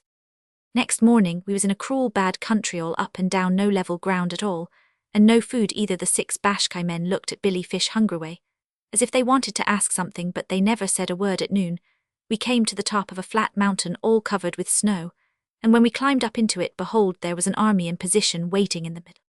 The runners have been very quick, says Billy Fish, with a little bit of a laugh. They are waiting for us. 3 or 4 men began to fire from the enemy's side, and a chance shot took Daniel in the calf of the leg that brought him to his senses. He looks across the snow at the army and sees the rifles that we had brought into the country. We're done for, says he. They are Englishmen, these people, and it's my blasted nonsense that has brought you to this. Get back, Billy Fish, and take your men away. You've done what you could, and now cut for it. Carnahan says he, shake hands with me and go along with Billy. Maybe they won't kill you. I'll go and meet him alone. It's me that did it, me the king. Go, says Roman 1. Go to hell, Dan. I am with you here, Billy Fish. You clear out, and we too will meet those folk. I am a chief, says Billy Fish, quite quiet. I stay with you. My men can go. The Bashkai fellows didn't wait for a second word, but ran off, and Dan and me and Billy Fish walked across to where the drums were drumming, and the horns were horning. It was cold, awful cold. I've got that cold in the back of my head, now there's a lump of it there. The punka coolies had gone to sleep. 2 kerosene lamps were blazing in the office, and the perspiration poured down my face and splashed on the blotter as I leaned forward. Carnahan was shivering, and I feared that his mind might go. I wiped my face, took a fresh grip of the piteously mangled hands, and said, "What happened after that?" The momentary shift of my eyes had broken the clear current. "What was you pleased to say?" whined Carnahan. "They took them without any sound, not a little whisper, all along the snow, not though the king knocked down the first man that set hand on him, not though old Peachy fired his last cartridge into the brown of em, not a single solitary sound did those swines make. They just closed up tight. And I tell you their furs stunk. There was a man called Billy Fish, a good friend of us all, and they cut his throat, so then, and they're like a pig. And the king kicks up the bloody snow, and says we've had a dashed fine run for our money, what's coming next? But Peachy Taliaferro, I tell you, sir, in confidence as betwixt 2 friends, he lost his head, sir. No, he didn't, neither. The king lost his head, so he did all along. Oh, one of those cunning rope bridges. Kindly let me have the paper cutter, sir. It tilted this way. They marched him a mile across that snow to a rope bridge over a ravine with a river at the bottom. You may have seen such. They prodded him behind like an ox. Damn your eyes, says the king. Do you suppose I can't die like a gentleman? He turns to Peachy that was crying like a child. I've brought you to this, Peachy says. He brought you out of your happy life to be killed in Kafiristan, where you was late commander-in-chief of the emperor's forces. Say you forgive me, Peachy. I do, says Peachy. Fully and freely do I forgive you. Dan shake hands. Peachy says he, I'm going now. Out he goes, looking neither right nor left, and when he was plumb in the middle of those dizzy dancing ropes, "Cut, you beggars," he shouts, and they cut, and old Dan fell, turning round and round, and round 20,000 miles, for he took half an hour to fall till he struck the water, and I could see his body caught on a rock with the gold crown close beside. But do you know what they did to Peachy between 2 pine trees? They crucified him, sir, as Peachy's hand will show. They used wooden pegs for his hands and feet. But he didn't die, he hung there and screamed, and they took him down next day, and said it was a miracle that he wasn't dead. They took him down, poor old Peachy, that hadn't done them any harm, that hadn't done them any. He rocked to and fro, and wept bitterly, wiping his eyes with the back of his scarred hands, and moaning like a child for some 10 minutes. They was cruel enough to feed him up in the temple, because they said he was more of a god than old Daniel that was a man. Then they turned him out on the snow, and told him to go home, and Peachy came home in about a year, begging along the roads quite safe for Daniel Dravot. He walked before, and said, "Come along, Peachy, it's a big thing we're doing." The mountains they danced at night, and the mountains they tried to fall on Peachy's head, but Dan he held up his hand, and Peachy came along bent double. He never let go of Dan's hand, and he never let go of Dan's head. They gave it to him as a present in the temple to remind him not to come again. And though the crown was pure gold, and Peachy was starving, never would Peachy sell the same. You know Dravot, sir, you knew, right, worshipful brother Dravot. Look at him now. He fumbled in the mass of rags round his bent waist, brought out a black horsehair bag embroidered with silver thread, and shook therefrom on to my table the dried, withered head of Daniel Dravot. The morning sun that had long been paling the lamps struck the red beard, and blind sunken eyes struck too a heavy circlet of gold, studded with raw turquoises, that Carnahan placed tenderly on the battered temples. "You behold now," said Carnahan, the emperor in his habit, as he lived the king of Kafiristan with his crown upon his head. "Poor old Daniel, that was a monarch once." I shuddered, for in spite of defacements manifold, I recognized the head of the man of Marwar Junction. Carnahan rose to go. I attempted to stop him. He was not fit to walk abroad. "Let me take away the whiskey, and give me a little money," he gasped. "I was a king once ill. Go to the deputy commissioner, and ask to set in the poorhouse, till I get my health." "No thank you, I can't wait till you get a carriage for me. I've urgent private affairs in the south at Marwar." He shambled out of the office, and departed in the direction of the deputy commissioner's house. That day at noon, I had occasion to go down the blinding hot mall, and I saw a crooked man crawling along the white dust of the roadside, his hat in his hand, quavering dolorously after the fashion of street singers at home.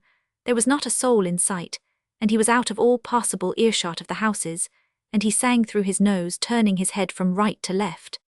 "The Son of Man goes forth to war, a golden crown to gain. His blood-red banner streams afar. Who follows in his train?" I waited to hear no more, but put the poor wretch into my carriage, and drove him off to the nearest missionary for eventual transfer to the asylum. He repeated the hymn twice while he was with me, whom he did not in the least recognize, and I left him singing it to the missionary.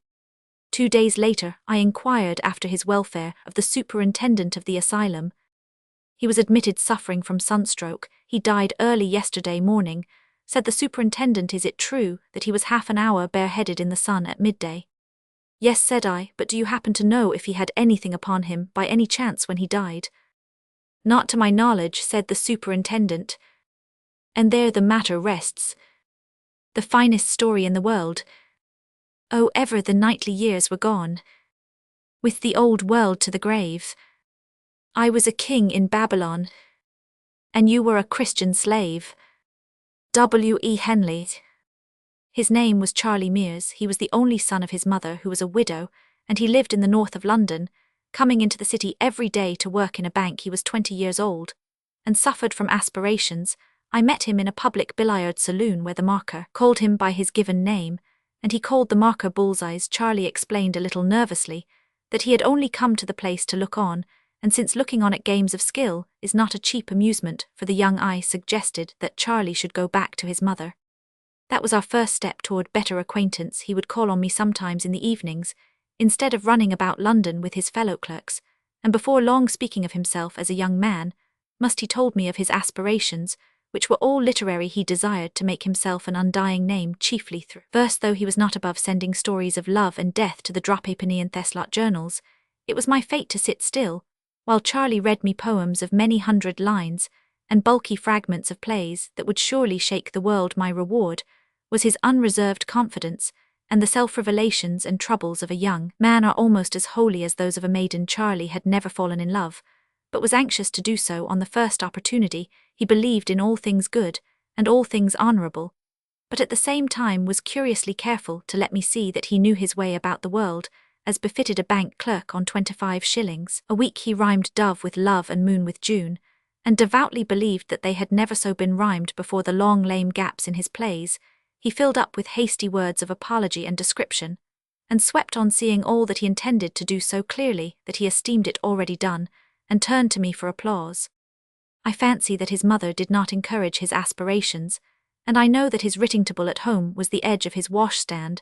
This he told me almost at the outset of our acquaintance, when he was ravaging my bookshelves, and a little before I was implored to speak the truth as to his chances of writing something really great. Maybe I encouraged him too much, for one night he called on me, his eyes flaming with excitement, and said breathlessly, "Do you mind, can you let me stay here and write all this evening? I won't interrupt you. I want really, there's no place for me to write in at my mother's." "What's the trouble?" I said, knowing well what that trouble was. "I've a notion in my head that would make the most splendid story that was ever written. Do let me write it out here. It's such a notion." There was no resisting the appeal. I set him a table. He hardly thanked me, but plunged into the work at once. For half an hour the pen scratched, without stopping. Then Charlie sighed, and tugged his hair. The scratching grew slower, there were more erasures, and at last ceased. The finest story in the world would not come forth. "It looks such awful rot now," he said mournfully, "and yet it seemed so good when I was thinking about it. What's wrong?" I could not dishearten him by saying the truth, so I answered, "Perhaps you don't feel in the mood for writing." "Yes, I don't, except when I look at this stuff. Read me what you've done," I said. He read, and it was wondrous bad, and he paused at all the specially turgid sentences, expecting a little approval, for he was proud of those sentences, as I knew he would be. "It needs compression," I suggested cautiously. "I hate cutting my things down. I don't think you could alter a word here without spoiling the sense. It reads better aloud than when I was writing it." Charlie, you're suffering from an alarming disease, afflicting a numerous class. Put the thing by, and tackle it again in a week. I want to do it at once. What do you think of it? How can I judge from a half-written tale? Tell me the story as it lies in your head. Charlie told, and in the telling there was everything that his ignorance had so carefully prevented from escaping into the written word. I looked at him, and wondering whether it were possible that he did not know the originality, the power of the notion that had come in his way. It was distinctly a notion among notions. Men had been puffed up with pride by notions not a tithe as excellent and practicable, but Charlie babbled on serenely, interrupting the current of pure fancy with samples of horrible sentences that he purposed to use. I heard him out to the end. It would be folly to allow his idea to remain in his own inept hands, when I could do so much with it. Not all that could be done indeed, but oh so much. What do you think he said at last? I fancy I shall call it the story of a ship. I think the idea's pretty good, but you won't be able to handle it for ever so long now. Would it be of any use to you? Would you care to take it? I should be proud, said Charlie promptly. There are few things sweeter in this world than the guileless, hot-headed, intemperate, open admiration of a junior. Even a woman in her blindest devotion does not fall into the gait of the man she adores, tilt her bonnet to the angle at which he wears his hat, or interlard her speech with his pet oaths. And Charlie did all these things still. It was necessary to salve my conscience before I possessed myself of Charlie's thoughts. Let's make a bargain. I'll give you $5 for the notion, I said. Charlie became a bank clerk at once. Oh, that's impossible between two pals, you know, if I may call you so, and speaking as a man of the world, I couldn't take the notion if it's any use to you. I've heaps more. He had none knew this better than I, but they were the notions of other men. Look at it as a matter of business between men of the world, I returned. £5 will buy you any number of poetry books. Business is business, and you may be sure I shouldn't give that price unless— Oh, if you put it that way, said Charlie, visibly moved by the thought of the books. The bargain was clinched with an agreement that he should at unstated intervals come to me with all the notions that he possessed, should have a table of his own to write at, an unquestioned right to inflict upon me all his poems and fragments of poems. Then I said, now tell me how you came by this idea. It came by itself. Charlie's eyes opened a little. Yes, but you told me a great deal about the hero that you must have read before somewhere. I haven't any time for reading, except when you let me sit here, and on Sundays I'm on my bicycle or down the river all day. There's nothing wrong about the hero, is there? Tell me again, and I shall understand clearly. You say that your hero went pirating. How did he live? He was on the lower deck of this ship thing that I was telling you about. What sort of ship? It was the kind rowed with oars, and the sea spurts through the oar-holes, and the men row sitting up to their knees in water. Then there's a bench running down between the two lines of oars, and an overseer with a whip walks up and down the bench to make the men work. How do you know that? It's in the tale. There's a rope running overhead, looped to the upper deck for the overseer to catch hold of when the ship rolls. When the overseer misses the rope once and falls among the rowers, remember, the hero laughs at him and gets licked for it. He's chained to his oar, of course, said the hero. How is he chained? With an iron band round his waist fixed to the bench he sits on, and a sort of handcuff on his left wrist, chaining him to the oar. He's on the lower deck, where the worst men are sent, and the only light comes from the hatchways, and through the oar-holes. Can't you imagine the sunlight just squeezing through between the handle and the hole and wobbling about as the ship moves? I can, but I can't imagine you're imagining it. How could it be any other way? Now you listen to me. The long oars on the upper deck are managed by 4 men to each bench, the lower ones by 3, and the lowest of all by 2. Remember, it's quite dark on the lowest deck, and all the men there go mad when a man dies at his oar on that deck. He isn't thrown overboard, but cut up in his chains and stuffed through the oar-hole in little pieces. Why, I demanded, amazed not so much at the information as the tone of command in which it was flung out. To save trouble and to frighten the others, it needs 2 overseers to drag a man's body up to the top deck. And if the men at the lower deck oars were left alone, of course, they'd stop rowing and try to pull up the benches by all standing up together in their chains. You've a most provident imagination. Where have you been reading about galleys and galley slaves? Nowhere that I remember. I row a little when I get the chance, but perhaps if you say so I may have read something. He went away shortly afterward to deal with booksellers, and I wondered how a bank clerk aged 20 could put into my hands, with a profligate abundance of detail, all given with absolute assurance, the story of extravagant and bloodthirsty adventure, riot, piracy, and death in unnamed seas.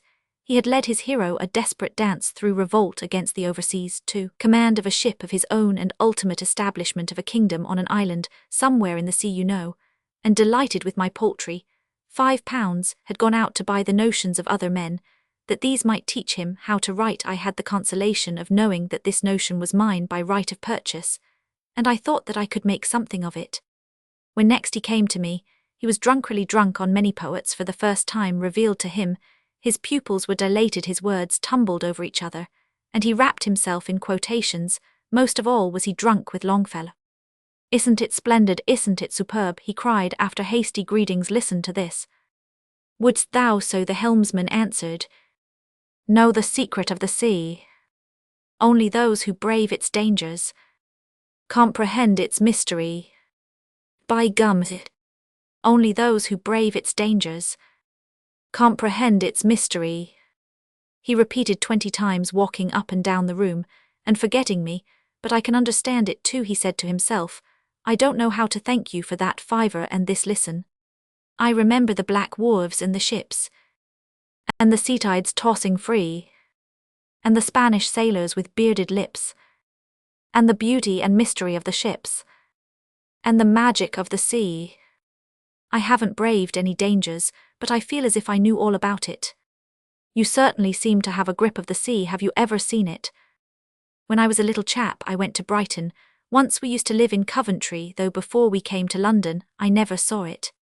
When descends on the Atlantic, the gigantic stormwind of the equinox.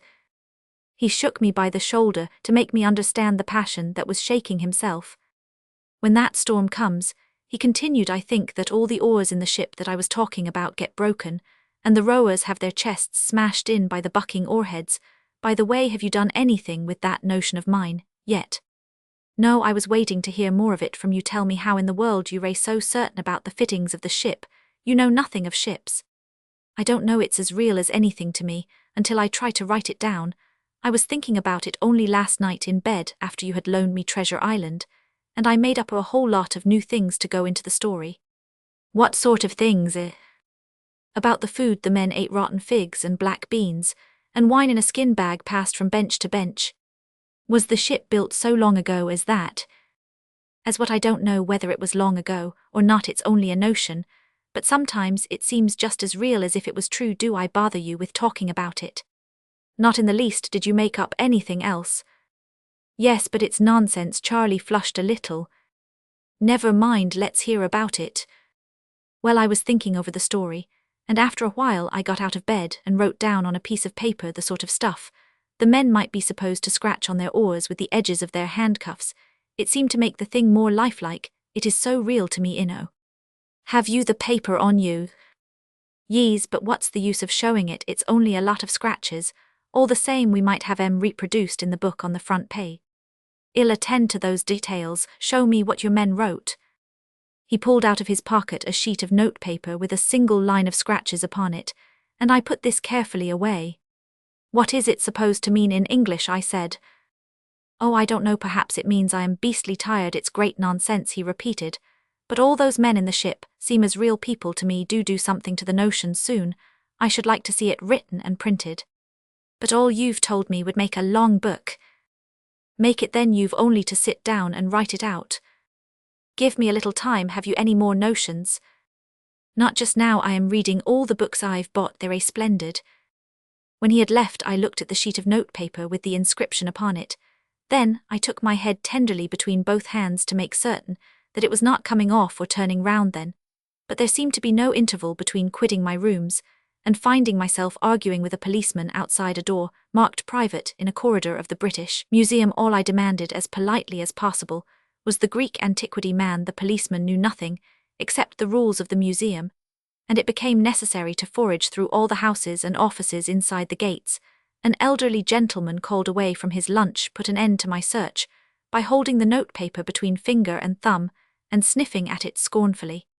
What does this mean, said he. So far as I can ascertain it, is an attempt to write extremely corrupt Greek on the parthor. He glared at me with intention of an extremely illiterate person. He read slowly from the paper. Pollock, Erkman, Tauchnitz, Henneker, names familiar to me. Can you tell me what the corruption is supposed to mean? The gist of the thing, I asked. I have been many times overcome with weariness in this particular employment. That is the meaning. He returned me the paper, and I fled without a word of thanks, explanation, or apology.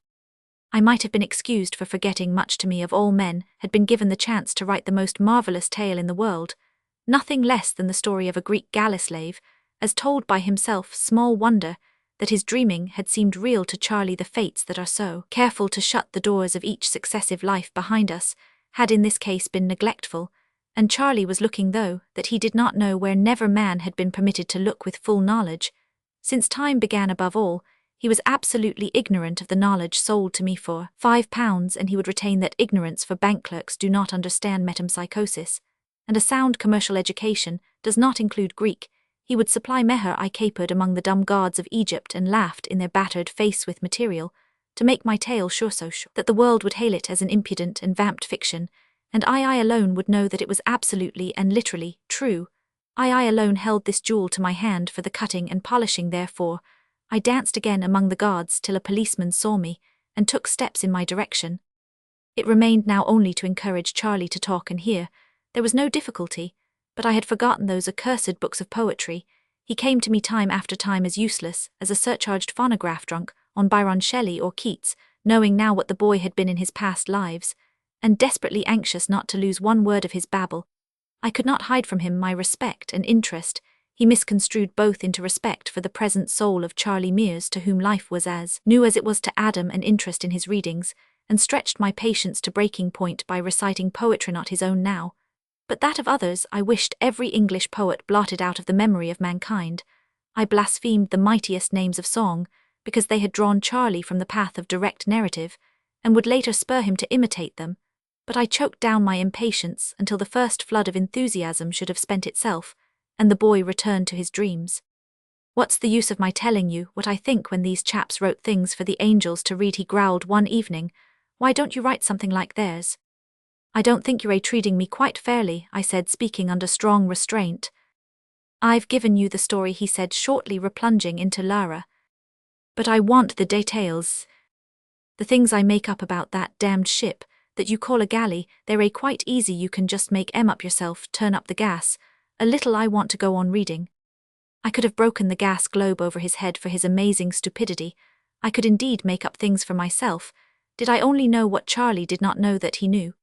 But since the doors were shut behind me, I could only wait his youthful pleasure and strive to keep him in good temper. 1 minute's want of guard might spoil a priceless revelation. Now and again, he would toss his books aside, kept them in my rooms, for his mother would have been shocked at the waste of good money had she seen Themand launched into his sea dreams again. I cursed all the poets of England. The plastic mind of the bank clerk had been overlaid, coloured and distorted by that which he had read, and the result as delivered was a confused tangle of other voices, most like the muttered song through a city telephone in the busiest part of the day. He talked of the galley, his own galley, had he but known it, with illustrations borrowed from the Bride of Abydos. He pointed the experiences of his hero with quotations from the Corsair, and threw in deep and desperate moral reflections from Cain and Manfred, expecting me to use them all only when the talk turned on Longfellow. Were the jarring cross-currents dumb, and I knew that Charlie was speaking the truth, as he remembered it. "What do you think of this?" I said one evening, as soon as I understood the medium in which his memory worked best, and before he could expostulate read him the whole of the saga of King Olaf. He listened open-mouthed, flushed his hands drumming on the back of the sofa where he lay, till I came to the songs of Imar Tamberskelver, and the verse, "Imar then the arrow taking from the loosened string, answered that was Norway breaking, 'Neath thy hand, O king.'" He gasped with pure delight of sound. "That's better than Byron," a little I ventured. "Better? Why, it's true. How could he have known?" I went back and repeated. "What was that?" said Olaf, standing on the quarterdeck. "Something heard I like the stranding of a shattered wreck." How could he have known how the ships crash and the oars rip out and go zzzp all along the line? Why, only the other night. But go back, please, and read the Scary of Shrieks again. "No, I am tired. Let's talk what happened the other night."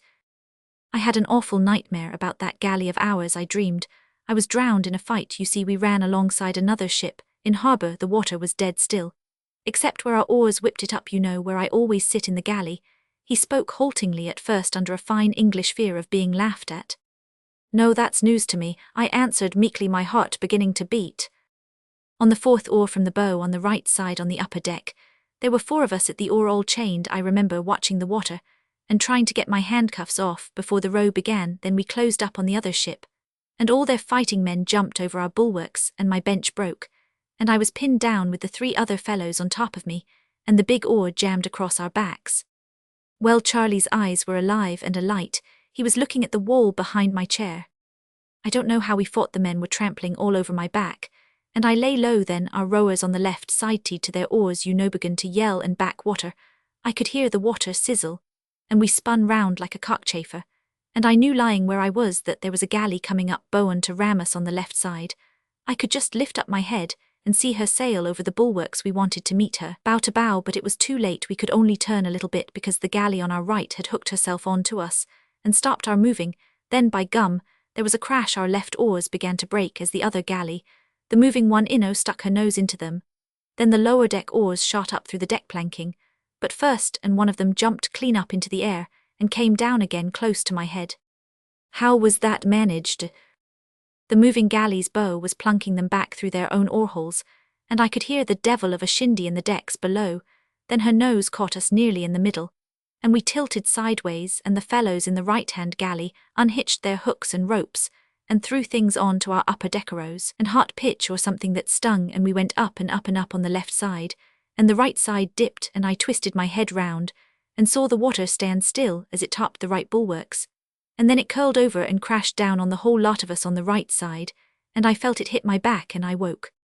1 minute, Charlie, when the sea topped the bulwarks, what did it look like? I had my reasons for asking. A man of my acquaintance had once gone down with a leaking ship in a still sea, and had seen the water level pause for an instant ere it fell on the deck.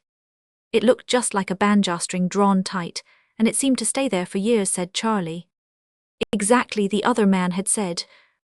It looked like a silver wire laid down along the bulwarks, and I thought it was never going to break. He had paid everything, except the bare life, for this little valueless piece of knowledge, and I had travelled 10,000 weary miles to meet him and take his knowledge at second hand. But Charlie, the bank clerk on 25 shillings a week, he who had never been out of sight of a London omnibus, knew it all. It was no consolation to me that once in his lives he had been forced to die for his gains. I also must have died scores of times, but behind me, because I could have used my knowledge, the doors were shut. And then, I said, trying to put away the devil of envy. The funny thing was, though, in all the mess I didn't feel a bit astonished or frightened.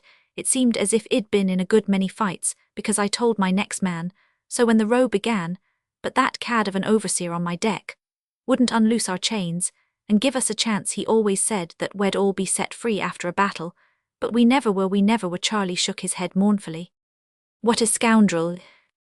I should say he was. He never gave us enough to eat, and sometimes we were so thirsty that we used to drink salt water. I can taste that salt water still. Now tell me something about the harbour where the fight was fought. I didn't dream about that. I know it was a harbour, though, because we were tied up to a ring on a white wall, and all the face of the stone under water was covered with wood to prevent our ram getting chipped when the tide made us rock. That's curious. Our hero commanded the galley, didn't he? Didn't he just? He stood by the bows and shouted like a good un. He was the man who killed the overseer. But you were all drowned together, Charlie, weren't you? I can't make that fit quite, he said with a puzzled look. The galley must have gone down with all hands, and yet I fancy that the hero went on living afterward. Perhaps he climbed into the attacking ship. I wouldn't see that. Of course I was dead, you know. He shivered slightly and protested that he could remember no more. I did not press him further, but to satisfy myself that he lay in ignorance of the workings of his own mind, deliberately introduced him to Mortimer Collins' Transmigration, and gave him a sketch of the plot before he opened the pages. What rot it all is, he said frankly at the end of an hour. I don't understand his nonsense about the red planet Mars and the king, and the rest of it. Chuck me the Longfellow again. I handed him the book, and wrote out as much as I could remember of his description of the sea fight, appealing to him from time to time for confirmation of fact or detail. He would answer without raising his eyes from the book, as assuredly as though all his knowledge lay before flint on the printed page. I spoke under the normal key of my voice, that the current might not be broken, and I know that he was not aware of what he was saying, for his thoughts were out on the sea with Longfellow. Charlie, I asked, when the rowers on the galleys mutinied, how did they kill their overseers? Tore up the benches and brained em. That happened when a heavy sea was running. An overseer on the lower deck slipped from the centre plank and fell among the rowers. They choked him to death against the side of the ship, with their chained hands, quite quietly, and it was too dark for the other overseer to see what had happened. When he asked, he was pulled down too and choked, and the lower deck fought their way up deck by deck, with the pieces of the broken benches banging behind em. How they howled. And what happened after that? I don't know. The hero went away at hair and red beard, and all that was after he had captured our galley, I think. The sound of my voice irritated him, and he motioned slightly with his left hand, as a man does when interruption jars. You never told me he was red-headed before, or that he captured your galley, I said, after a discreet interval. Charlie did not raise his eyes. He was as red as a red bear, said he abstractedly. He came from the north, they said so in the galley, when he looked for rowers, not slaves, but free men. Afterward years, and years afterward news came from another ship, or else he came back. His lips moved in silence. He was rapturously retasting some poem before him. Where had he been then? I was almost whispering, that the sentence might come gentle, to whichever section of Charlie's brain was working on my behalf. To the beaches, long and wonderful beaches, was the reply after a minute of silence. To further strandy, I asked, tingling from head to foot. Yes, to further strandy, he pronounced the word in a new fashion, and I too saw the voice failed. Do you know what you have said? I shouted incautiously. He lifted his eyes, fully roused now. No, he snapped. I wish you'd let a chap go on reading. Hark to this. But other the old sea captain. He neither paused nor stirred, till the king listened, and then once more took up his pen, and wrote down every word. And to the king of the Saxons, in witness of the truth, raising his noble head, he stretched his brown hand and said, Behold this walrus tooth. By Jove, what chaps those must have been to go sailing all over the shop, never knowing where they'd fetch the land. Ha! Charlie, I pleaded, if you'll only be sensible for a minute or two, it'll make our hero in our tale every inch as good as other. Longfellow wrote that poem. I don't care about writing things any more. I want to read. He was thoroughly out of tune now, and raging over my own luck. I left him. Conceive yourself at the door of the world's treasure house, guarded by a child, an idle, irresponsible child, playing knucklybonson, whose favour depends the gift of the key, and you will imagine one half my torment. Till that evening, Charlie had spoken nothing that might not lie within the experiences of a Greek galley slave, but now or there was no virtue in books. He had talked of some desperate adventure of the Vikings of Thorfinn Karlsefni's sailing to Wineland, which is America in the 9th or 10th century, the battle in the harbour he had seen, and his own death he had described. But this was a much more startling plunge into the past. Was it possible that he had skipped half a dozen lives, and was then dimly remembering some episode of 1,000 years later? It was a maddening jumble, and the worst of it was that Charlie Mears, in his normal condition, was the last person in the world to clear it up. I could only wait and watch. But I went to bed that night full of the wildest imaginings. There was nothing that was not possible if Charlie's detestable memory only held good. I might rewrite the saga of Thorfinn Karlsefni, as it had never been written before, might tell the story of the first discovery of America myself, the discoverer, but I was entirely at Charlie's mercy, and so long as there was a 3 and 6 bone volume within his reach, Charlie would not tell. I dared not curse him openly. I hardly dared jog his memory, for I was dealing with the experiences of 1,000 years ago, told through the mouth of a boy of today. And a boy of today is affected by every change of tone and gust of opinion, so that he lies even when he desires to speak the truth. I saw no more of him for nearly a week. When next I met him, it was in Gracechurch Street with a bill-book chained to his waist. Business took him over London Bridge, and I accompanied him. He was very full of the importance of that book, and magnified it as we passed over the Thames. We paused to look at a steamer unloading great slabs of white and brown marble. A barge drifted under the steamer's stern, and a lonely cow in that barge bellowed. Charlie's face changed from the face of the bank clerk to that of an unknown antho. He would not have believed Thesa, much shrewder man. He flung out his arm across the parapet of the bridge, and laughing very loudly said, When they heard our bulls bellow, the Scrollings ran away. I waited only for an instant, but the barge and the cow had disappeared under the bows of the steamer before I answered. Charlie, what do you suppose are Scrollings? Never heard of 'em before. They sound like a new kind of seagull.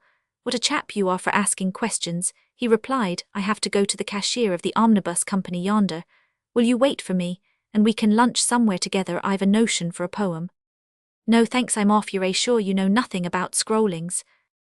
Not unless he's been entered for the Liverpool Handicap. He nodded, and disappeared in the crowd. Now it is written in the saga of Eric the Red, or that of Thorfinn Karlsefni, that 900 years ago, when Karlsefni's galleys came to Leif's booths, which Leif had erected in the unknown land called Markland, which may or may not have been Rhode Island, the Scrollingsand, the Lord he knows who these may or may not have been, came to trade with the Vikings, and ran away because they were frightened at the bellowing of the cattle, which Thorfinn had brought with him in the ships. But what in the world could a Greek slave know of that affair? I wandered up and down among the streets trying to unravel the mystery, and the more I considered it, the more baffling it grew. One thing only seemed certain, and that certainty took away my breath for the moment. If I came to full knowledge of anything at all, it would not be one life of the soul in Charlie Mear's body, but half a dozen, several and separate existences, spent on blue water in the morning of the world. Then I walked round the situation. Obviously, if I used my knowledge, I should stand alone and unapproachable, until all men were as wise as myself. That would be something but manlike. I was ungrateful. It seemed bitterly unfair that Charlie's memory should fail me when I needed it most. Great powers above, I looked up at them. Through the fog smoke did the lords of life and death know what this meant to me? Nothing less than eternal fame of the best kind that comes from one, and is shared by one alone.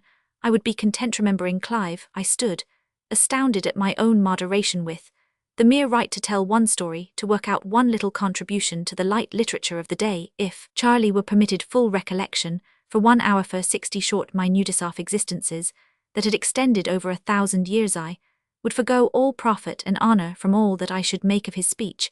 I would take no share in the commotion that would follow throughout the particular corner of the earth that calls itself the world. The thing should be put forth anonymously.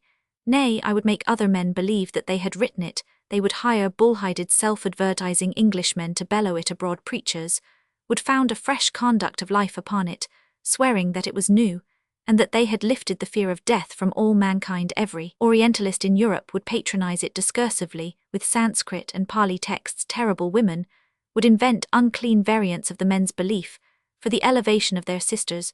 Churches and religions would war over it between the hailing and restarting of an omnibus. I foresaw the scuffles that would arise among half-dozen denominations, all professing the doctrine of the true metempsychosis as applied to the world and the new era, and saw too the respectable English newspapers shying like frightened kine over the beautiful simplicity of the tale. The mind leaped forward 100 to 100,000 years. I saw with sorrow that men would mutilate and garble the story, that rival creeds would turn it upside down, till at last the Western world, which clings to the dread of death more closely than the hope of life, would set it aside as an interesting superstition, and stampede after some faith so long forgotten that it seemed altogether new. Upon this, I changed the terms of the bargain that I would make with the lords of life and death. Only let me write the story with sure knowledge that I wrote the truth, and I would burn the manuscript as a solemn sacrifice. 5 minutes after the last line was written, I would destroy it all, but I must be allowed to write it with absolute certainty. There was no answer. The flaming colours of an aquarium poster caught my eye, and I wondered whether it would be wise or prudent to lure Charlie into the hands of the professional mesmerist, and whether, if he were under his power, he would speak of his past lives. If he did, and if people believed him, but Charlie would be frightened and flustered or made conceited by the interviews. In either case, he would begin to lie through fear or vanity. He was safest in my own hands. "They are very funny fools, your English," said a voice at my elbow, and turning round, I recognized a casual acquaintance, a young Bengali law student called Grish Chunder, whose father had sent him to England to become civilized. The old man was a retired native official, and on an income of £5 a month contrived to allow his son £200 a year, and the run of his teeth in a city where he could pretend to be the cadet of a royal house, and tell stories of the brutal Indian bureaucrats who ground the faces of the poor. Grish Chunder was a young, fat, full-bodied Bengali, dressed with scrupulous care in frock coat, tall hat, light trousers and tan gloves, but I had known him in the days when the brutal Indian government paid for his university education, and he contributed cheap sedition to Satya Durpan and intrigued with the wives of his schoolmates. "That is very funny and very foolish," he said, nodding at the poster. "I am going down to the Northbrook Club. Will you come too?" I walked with him for some time. "You are not well," he said. "What is there in your mind? You do not talk." "Grish Chunder, you've been too well educated to believe in a god, haven't you?" "Oh yes, here, but when I go home, I must conciliate popular superstition and make ceremonies of purification, and my women will anoint idols, and bang up Tulsi and feast the Purohit, and take you back into caste again, and make a good cottage of you again, you advanced social freethinker, and you'll eat desi food, and like it all from the smell in the courtyard to the mustard oil over you." "I shall very much like it," said Grish Chunder, unguardedly. "Once a Hindu, always a Hindu, but I like to know what the English think they know.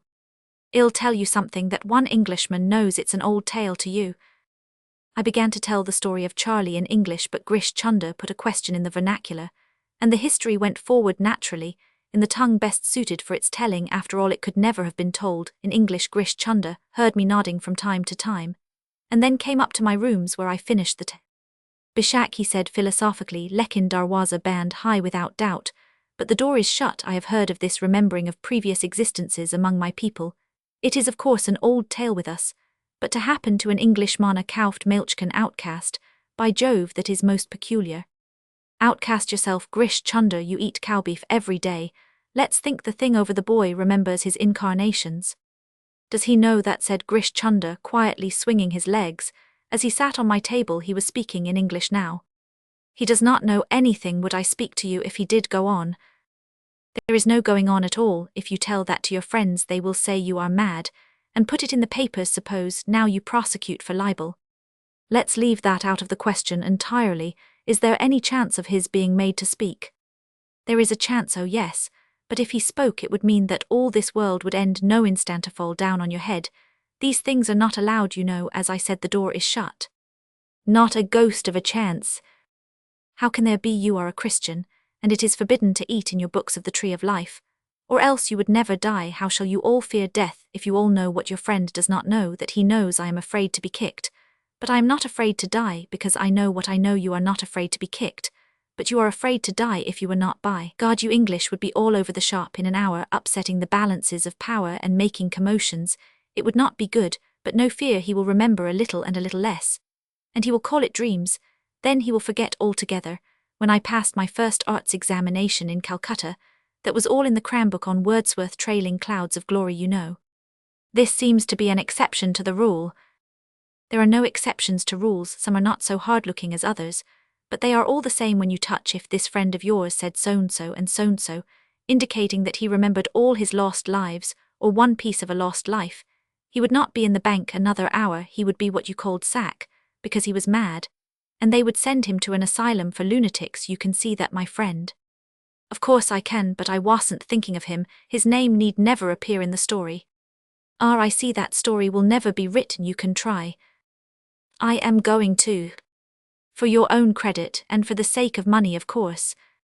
No, for the sake of writing the story, on my honor, that will be all. Even then there is no chance. You cannot play with the gods. It is a very pretty story now. As they say, let it go on. That I mean it. That be quick. He will not last long. How do you mean? What I say, he has never so far thought about a woman.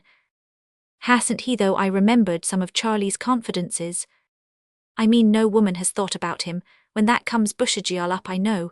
There are millions of women here, housemaids for instance. I winced at the thought of my story being ruined by a housemaid, and yet nothing was more probable. Grish Chunder grinned. Yes, also pretty girls, cousins of his house, and perhaps not of his house. One kiss that he gives back again, and remembers, will cure all this nonsense. Or else what? Remember, he does not know that he knows. I know that. Or else, if nothing happens, he will become immersed in the trade, and the financial speculations like the rest. It must be so. You can see that it must be so, but the woman will come first, I think. There was a rap at the door, and Charlie charged in impetuously. He had been released from office, and by the look in his eyes I could see that he had come over for a long talk, most probably with poems in his pockets. Charlie's poems were very wearying, but sometimes they led him to talk about the galley. Grish Chunder looked at him keenly for a minute. I beg your pardon, Charlie said uneasily. I didn't know you had anyone with you. I am going, said Grish Chunder. He drew me into the lobby as he departed. That is your man, he said quickly. I tell you, he will never speak all you wish. That is rotbosh, but he would be most good to make to see things. Suppose now we pretend that it was only play. I had never seen Grish Chunder so excited, and pour the ink cool into his hand. What do you think? I tell you that he could see anything that a man could see. Let me get the ink and the camphor. He is a seer, and he will tell us very many things. He may be all you say, but I am not going to trust him to your gods and devils. It will not hurt him. He will only feel a little stupid and dull when he wakes up. You have seen boys look into the ink pool before. That is the reason why I am not going to see it any more. You'd better go, Grish Chunder. He went, declaring far down the staircase that it was throwing away my only chance of looking into the future. This left me unmoved, for I was concerned for the past, and no peering of hypnotized boys into mirrors and ink pools would help me do that. but I recognized Grish Chunder's point of view and sympathized with it. What a big black brute, that was, said Charlie, when I returned to him. Well, look here, I've just done a poem, did it, instead of playing dominoes after lunch. May I read it? Let me read it to myself. Then you miss the proper expression. Besides, you always make my things sound as if the rhymes were all wrong. Read it aloud then, Ure, like the rest of 'em. Charlie mouthed me his poem, and it was not much worse than the average of his verses. He had been reading his book faithfully, but he was not pleased when I told him that I preferred my Longfellow, undiluted, with Charlie. Then we began to go through the MS line by line, Charlie parrying every objection and correction with, "Yes, that may be better, but you don't catch what I'm driving at." Charlie was in one way at least very like one kind of poet. There was a pencil scrawl at the back of the paper, and what's that, I said. "Oh, that's not poetry, all it's some rot I wrote last night before I went to bed, and it was too much bother to hunt for rhymes, so I made it a sort of a blank verse instead. Here is Charlie's blank verse. We pulled for you when the wind was against us, and the sails were low. Will you never let us go? We ate bread and onions when you took towns or ran aboard. Quickly when you were beaten back by the foe.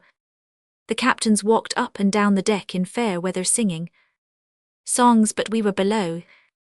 We fainted with our chins on the oars, and you did not see that we were idle, for we still swung to and fro.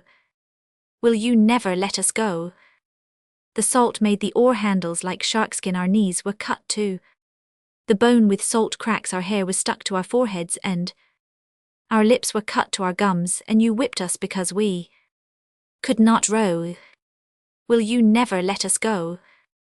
But in a little time we shall run out of the portholes as the water runs along the oar blade, and though you tell the others to row after us, you will never catch us till you catch the oar thresh and tie up the winds in the belly of the sail. Aho, will you never let us go?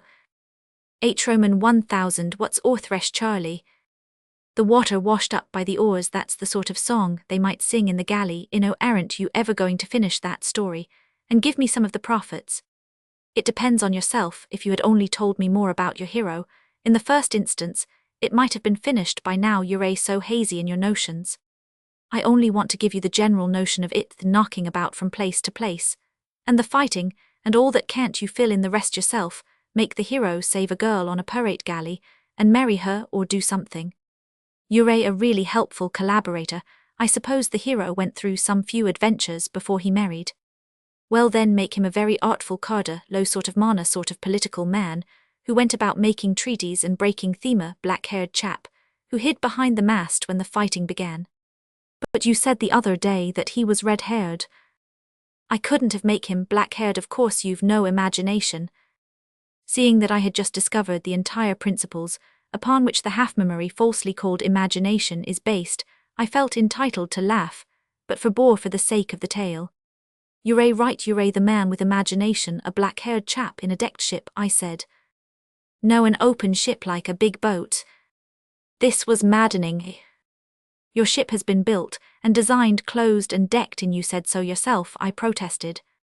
No, not that ship that was open or half-decked, because by Jove, you're right, you made me think of the hero as a red-haired chap. Of course, if he were red, the ship would be an open one with painted sails. Surely I thought he would remember now that he had served in 2 galleys at least, in a 3-decked Greek one under the black-haired political man, and again in a Viking's open sea serpent under the man red as a red bear who went to Markland. The devil prompted me to speak. Why, of course, Charlie said. Roman 1. I don't know, are you making fun of me? The current was broken for the time being. I took up a notebook and pretended to make many entries in it. It's a pleasure to work with an imaginative chap like yourself, I said after a pause. The way that you've brought out the character of the hero is simply wonderful. Do you think so? He answered with a pleased flush. I often tell myself that there's more in me than my Mothan people think.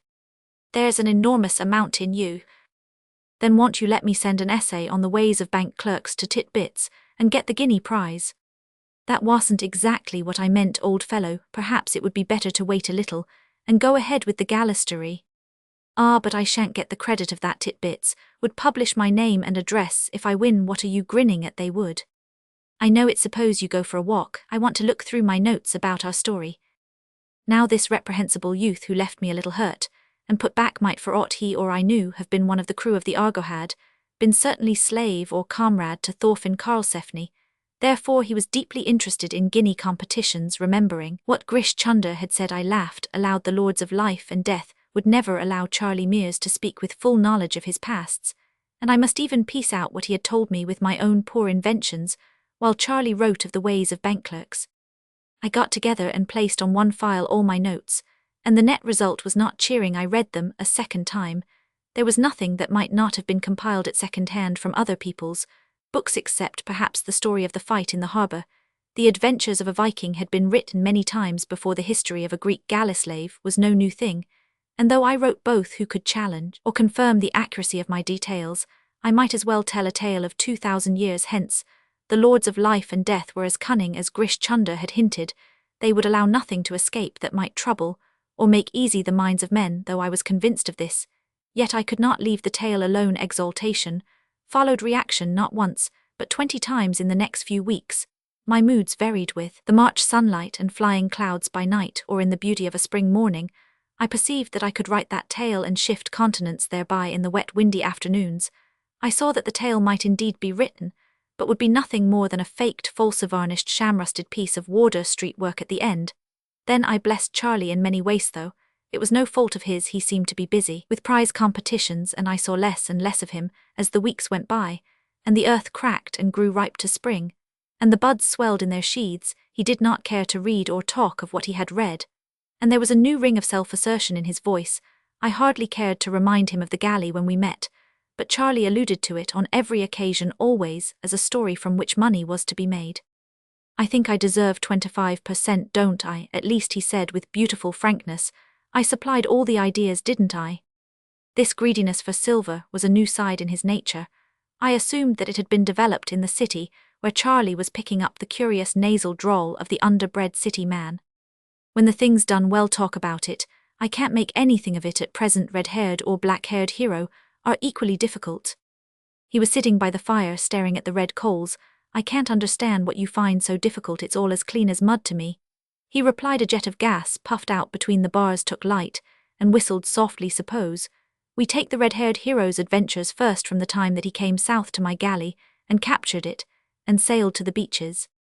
I knew better now than to interrupt Charlie. I was out of reach of pen and paper, and dared not move to get them, lest I should break the current. The gas jet puffed and whinnied. Charlie's voice dropped almost to a whisper, and he told a tale of the sailing of an open galley to further strandy of sunsets on the open sea scene under the curve of the one sail, evening after evening, when the galley's beak was notched into the center of the sinking disk, and we sailed by that, for we had no other guide. Quoth Charlie. He spoke of a landing on an island, and explorations in its woods, where the crew killed 3 men, whom they found asleep under the pines. Their ghosts, Charlie said, followed the galley, swimming and choking in the water, and the crew cast lots, and threw one of their number overboard as a sacrifice to the strange gods whom they had offended. Then they ate seaweed when their provisions failed, and their legs swelled, and their leader, the red-haired man, killed 2 rowers who mutinied. And after a year spent among the woods, they set sail for their own country, and a wind that never failed carried them back so safely that they all slept at night. This, and much more, Charlie told. Sometimes the voice fell so low that I could not catch the words, though every nerve was on the strain. He spoke of their leader, the red-haired man, as a pagan speaks of his god, for it was he who cheered them, and slew them impartially, as he thought best for their needs, and it was he who steered them for 3 days among floating ice, each floe crowded with strange beasts that tried to sail with us, said Charlie, and we beat them back with the handles of the oars. The gas jet went out, a burned coal gave way, and the fire settled down with a tiny crash to the bottom of the grate. Charlie ceased speaking, and I said no word. By Jove, he said at last, shaking his head, I've been staring at the fire till I am dizzy. What was I going to say? Something about the galley. I remember now. It's 25% of the profits, isn't it? It's anything you like when I've done the tale. I wanted to be sure of that. I must go now. I've an appointment, and he left me. Had my eyes not been held, I might have known that that broken muttering over the fire was the swan song of Charlie Mears, but I thought it the prelude to fuller revelation at last, and at last I should cheat the lords of life and death. When next Charlie came to me, I received him with rapture. He was nervous and embarrassed, but his eyes were very full of light, and his lips a little parted. "I've done a poem," he said, and then quickly, "It's the best I've ever done. Read it." He thrust it into my hand and retreated to the window.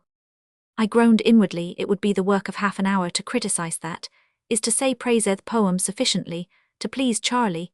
Then I had good reason to groan, for Charlie, discarding his favorite centipede meters, had launched into shorter and choppier verse, and verse with a motive at the back of it. This is what I read. "The day is most fair, the cheery wind halloos behind the hill, where he bends the wood as seemeth good, and the sapling to his will. Riot, O wind, there is that in my blood that would not have thee still. She gave me herself, O earth, O sky.